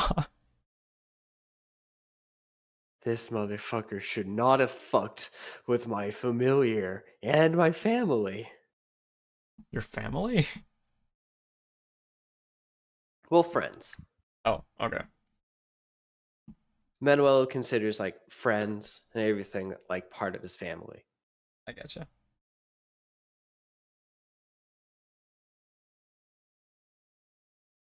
The dramatic. Manuel is Sorry, go ahead. Manuel is gonna look around at everyone else before he does anything, just looking at their faces.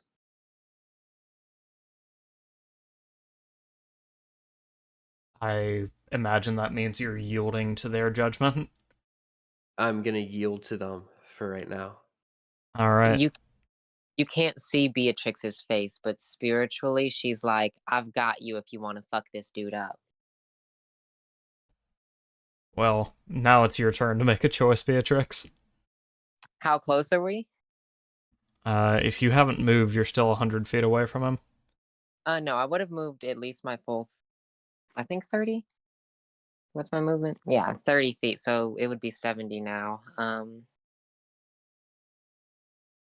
just gonna take my turn to move closer, my regular 30 feet, and then dash for another 30.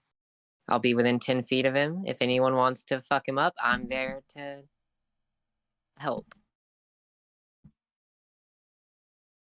All right. Gabriel. All right.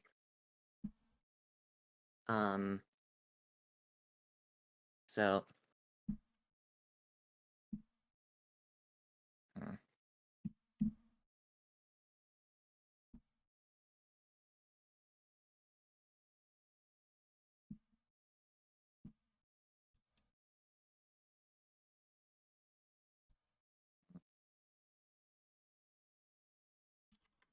Yeah, okay. So Gabriel's been glaring at him at this point for several moments now. And at this point, after that, he's going to go ahead and cast Moonbeam on the guy. Oh, shit. Love it. Let's go. That's The it. music resumes. Get us Send him to hell. I get it that we're sending him to hell. Roger that. The searing moonbeam on his skin.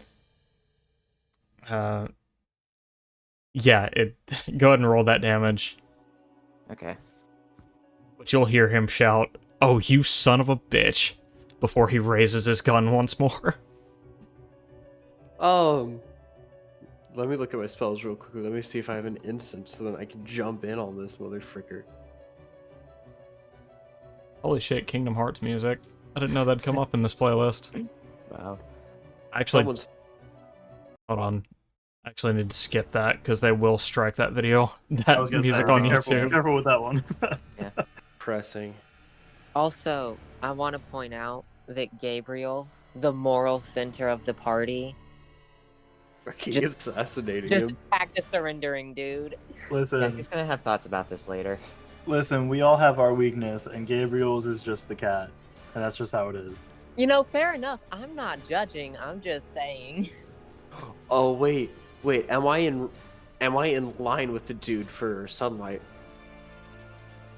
What? Because the light Gabriel's using is in a range. Oh, it's a 5-foot radius sphere. That is 40 feet high. Okay. I was just wanting to make sure that Oh, we weren't in range. Cylinder, I meant, not sphere. Oh shit, that's gonna hurt when I walk into it in a second, isn't it? Yeah, you might want to throw a dagger. Brace yourself. Because I'm going to fucking kill this dude if he doesn't die when it gets back to my turn. Is your wind wall still up between you and No, him, that- Gabriel?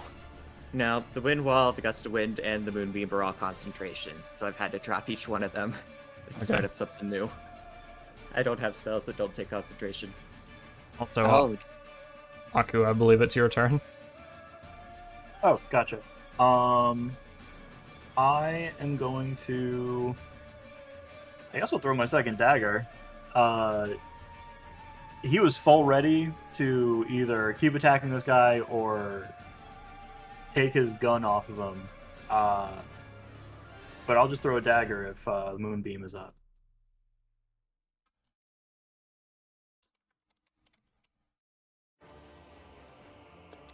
And that's a 13 to hit. 13 will not hit. Damn. Then I will use a bonus action to just try and hide again. Alright.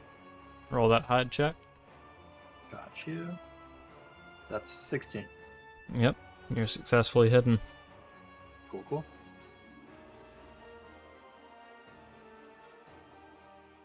And that's going to be my turn. I'm just going to kind of move closer without going in range of moonbeam.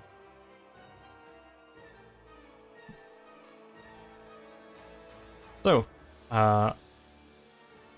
your enemy, Gabriel, is going to move in a quarter circle around you, trying to put you between himself and your companions.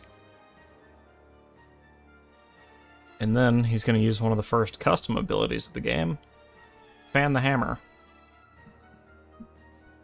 He's going to make 5 low damage attacks on Gabriel. Oh no, if my buddy was still here, I could use shield for you. It's okay.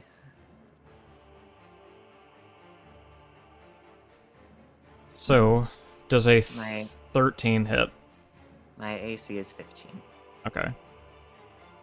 So 1, 2, 3, 4 of those hit.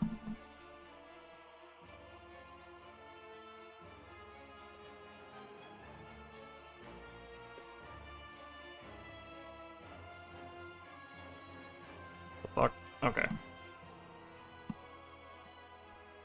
Okay, well, there's half my health.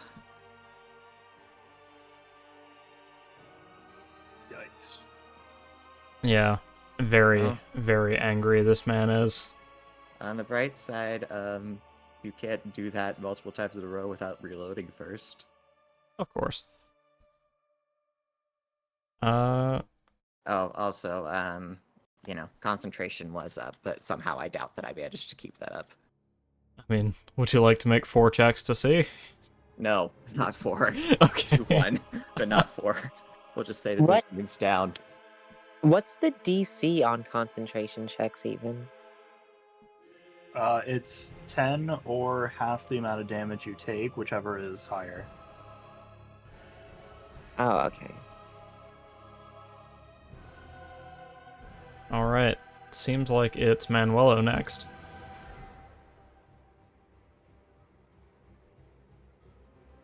I'm moving in. So that's 25 feet of movement, bringing me closer to this dude. Alright. I'm gonna dash as well. Dash in. Okay. How close does that bring me to this dude? Dash is just your movement speed again. So, That's you? 50 feet in total. Okay. So yeah, you're within 100 feet of this guy. Or sorry, you're within 50 feet of this guy. Almost there. I'm almost there.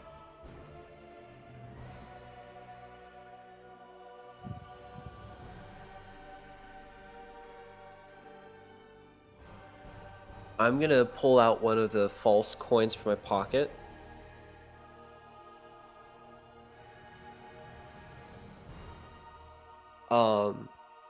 How heavy would you say the coins are? Nominal. Not any heavier than a regular gold coin.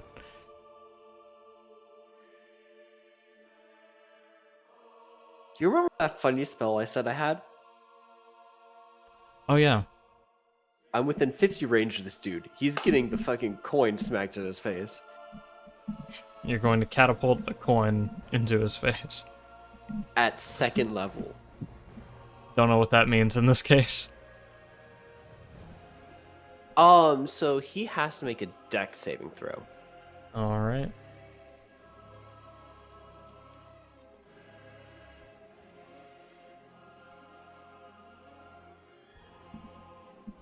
Well, I imagine he failed that. Let me actually see what he rolled. He rolled a 6. Oh yeah, no, he failed. Perfect. He has all So his good rolls on shooting me.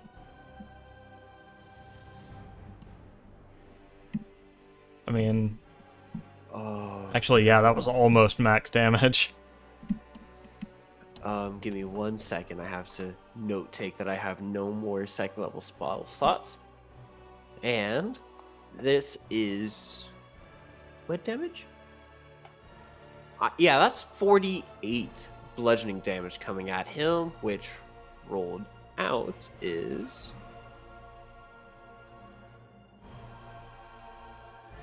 15 bludgeoning damage from a coin. Oh, I thought for a second I thought you said 48, not 4d8. No, I Like, wish. Can you really tell me that does 40 damage?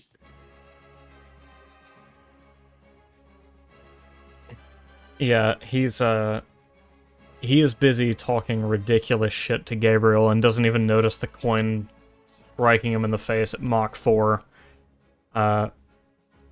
He groans and spits blood before looking over at Manuelo. Manuel's flipping him the bird.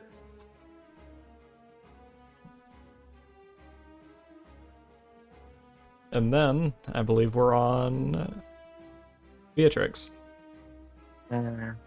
Alright, he's out of Moonbeam and within 30 feet of me. Kill him? He has rotated around to the other side of Gabriel, which may put him just outside of 30. God damn it. But it'll be nothing to close the distance if you want to walk to him. Yeah, I wanted to get close enough to attack. I have to get in melee for what I'm trying to do, though. Oh. I was hoping he hadn't moved that far away. Also, I don't have to circle around. I can run straight at him. Is it not a straight 30 feet? No. God damn it. Okay, well, fuck me. Yeah, it was a straight 30 where he was standing before. Well, he was only 10 feet away from me before. Oh, shit. Oh, yeah, in that case, definitely you're within 30. Oh, well, in that case, I'm gonna run up, and he doesn't even know I'm here. Yeah, of course not. So do I advantage on this attack? Absolutely. So I'm gonna sneak attack if I hit. Great. Are you a rogue? Yeah, I have 1 level in rogue, baby. Oh, fuck, you are gonna sneak attack if you hit. Make him pay. He fucked with the wrong people today. I am proficient with daggers, and my dexterity is +1, so that's +4 to hit. Does a 15 hit? 15 does hit. All right. Then that's gonna be 1d4 plus 1d6 plus 1. 8 damage from that attack. And then if he's still alive, I'm going to quicken spell. Does he have metal armor on? No. Okay, well then I'm just gonna roll another regular attack for Shocking Grasp. Alright.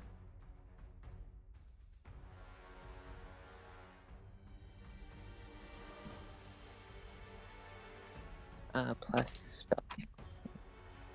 5. I love the fact that we're obliterating this dude. 16 is gonna hit, and that, I think it's 2d8 if I remember correctly. Fuck, I was just looking at it. Hold on.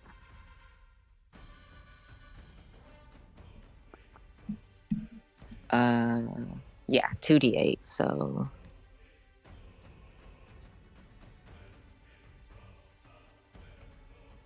and that's another 7. Alright. Yeah. So she stabs him in the...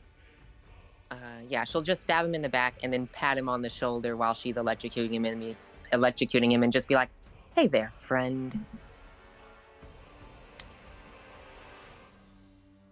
Fair enough. He doesn't seem to appreciate the joke. Not that you give a shit. Gabriel, this is your turn. Okay. Well, I guess I will close the gap with whatever's left between the two of us, and with the quarterstaff in my hand, I'm gonna use. How do you even pronounce this? I'm gonna use shillag. Shillelagh. Shillelagh. Okay. So I'm gonna use that. Use that to use my wisdom instead of strength on the attack roll here.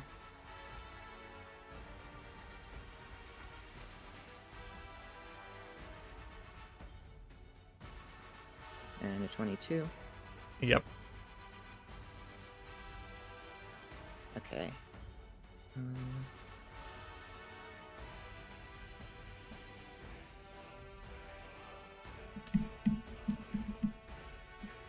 So 1d8.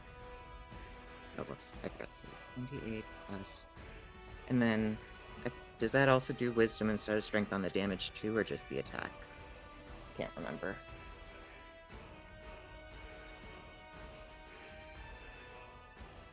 I think it does wisdom.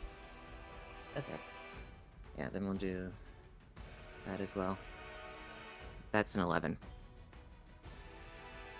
Alright.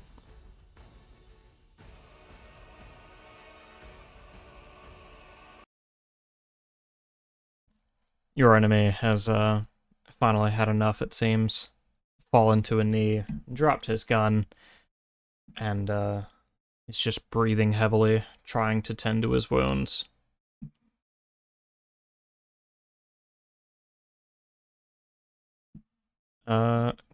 Given that that was blunt force,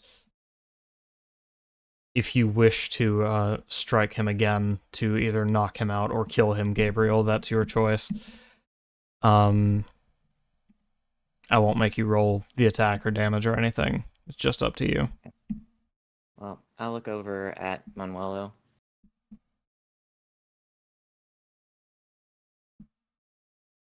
For some sort of cue. Yes. All right, then bash him over the head lethally. All right. One Holy of us. One of us. One What? of us. what? What did we do to you two? And then, like, once that's over and it's been probably a solid 10 seconds of just staring blankly, Gabriel's going to abruptly just sit down and curl up in a bit, like, hunch over a little bit. Still just very just fixed distance staring. Basically just in shock that he went that far.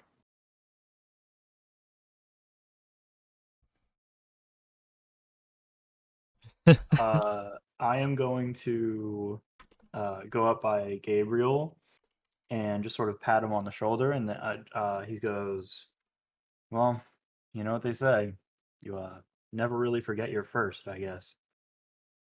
Good job." And I'm gonna bend down and I'm gonna take this guy's gun. Oh, God damn it. I knew we'd both go for it.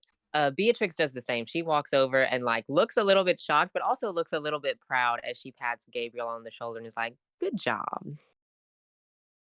If y'all look over at Manuelo, you can see him just holding a firebolt looking at the body.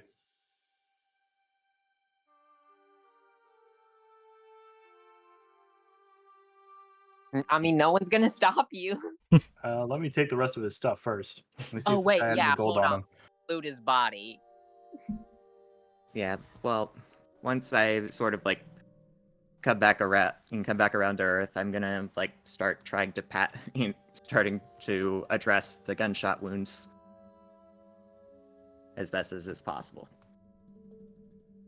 Thankfully, the gun you have been struck with is nothing like a modern gun, and only one or two of the bullets penetrated much deeper than your armor. Okay.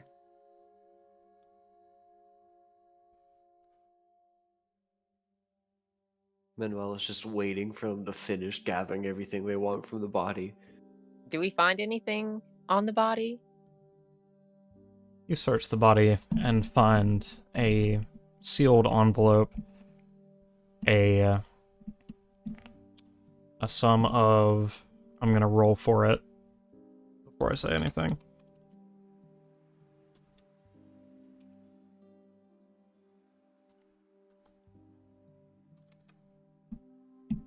$78 gold. And 2 more of those gray pellets. Oh, and a rifle. Sorry.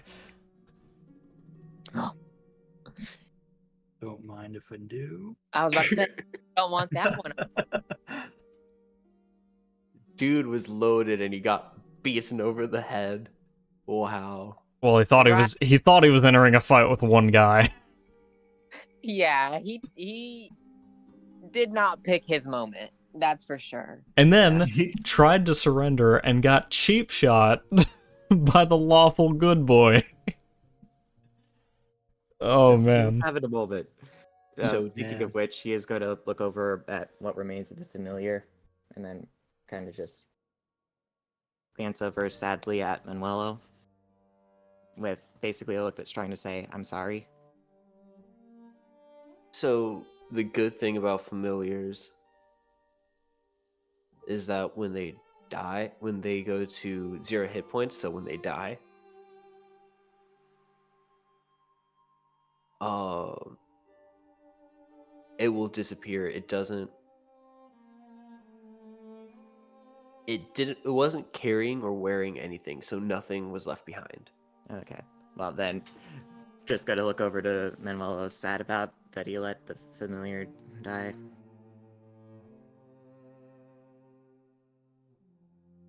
And as you two are sharing this moment, the bell chimes twice more. Oh, we should get the fuck back in the Yeah, gate. we should. Yeah. What time I- is it? I take the note and I'm running back in. Yeah, we take everything off the body, and as we're running, I'm gonna throw a firebolt back at the body, just, burn away some of the evidence. Manuelo's lighting this motherfucker on fire. Yeah. He shoots like 3 firebolts before turning around and running after y'all. It's like, shit. All this over top of some fucking cutesy ass Pokemon Mystery Dungeon music. Yeah, like, What do you expect? This is so much funny. It's like, oh no, he killed my familiar. We're getting backstory on Manuelo. Bell rings. Funny as we all run away. God, I have it no other way. this Yeah. is one of the scenes I'm gonna get Whiskers to do a sketch of. oh goodness. Okay, and Gabriel's going to run back towards the gate as well, and then like stop outside of the gate and check on the cat. The cat is no longer breathing so heavily as it was before, though it still hasn't totally reached consciousness. You have a feeling it's doing better, having been outside of the sphere of influence for a while. Okay.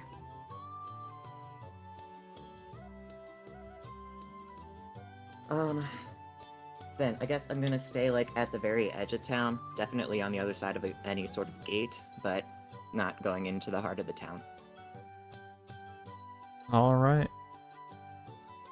And the day will, or not the day, but the session will draw to a close as the rest of you head back inside. We will discuss the contents of the note off camera, and if you all wish to divulge it to the audience, you may. But you'll see why I'm giving you the option when I tell you what it is. Okay. Ooh. All right. Interesting. Yeah. Mystery. So, for now, hate to draw this to a very abrupt and sudden close, but we are over time by like 16 minutes. So, for those of you who popped in, Merle, I Do Things, Spooky Toothpaste, and to our new follower, A Twisted Unicorn, thank you all so much for watching. I hope you all have a wonderful evening. You guys, be safe, take care of yourselves, drink water, you are loved. And, have a nice evening. Bye-bye! Adios. Goodbye. Bye.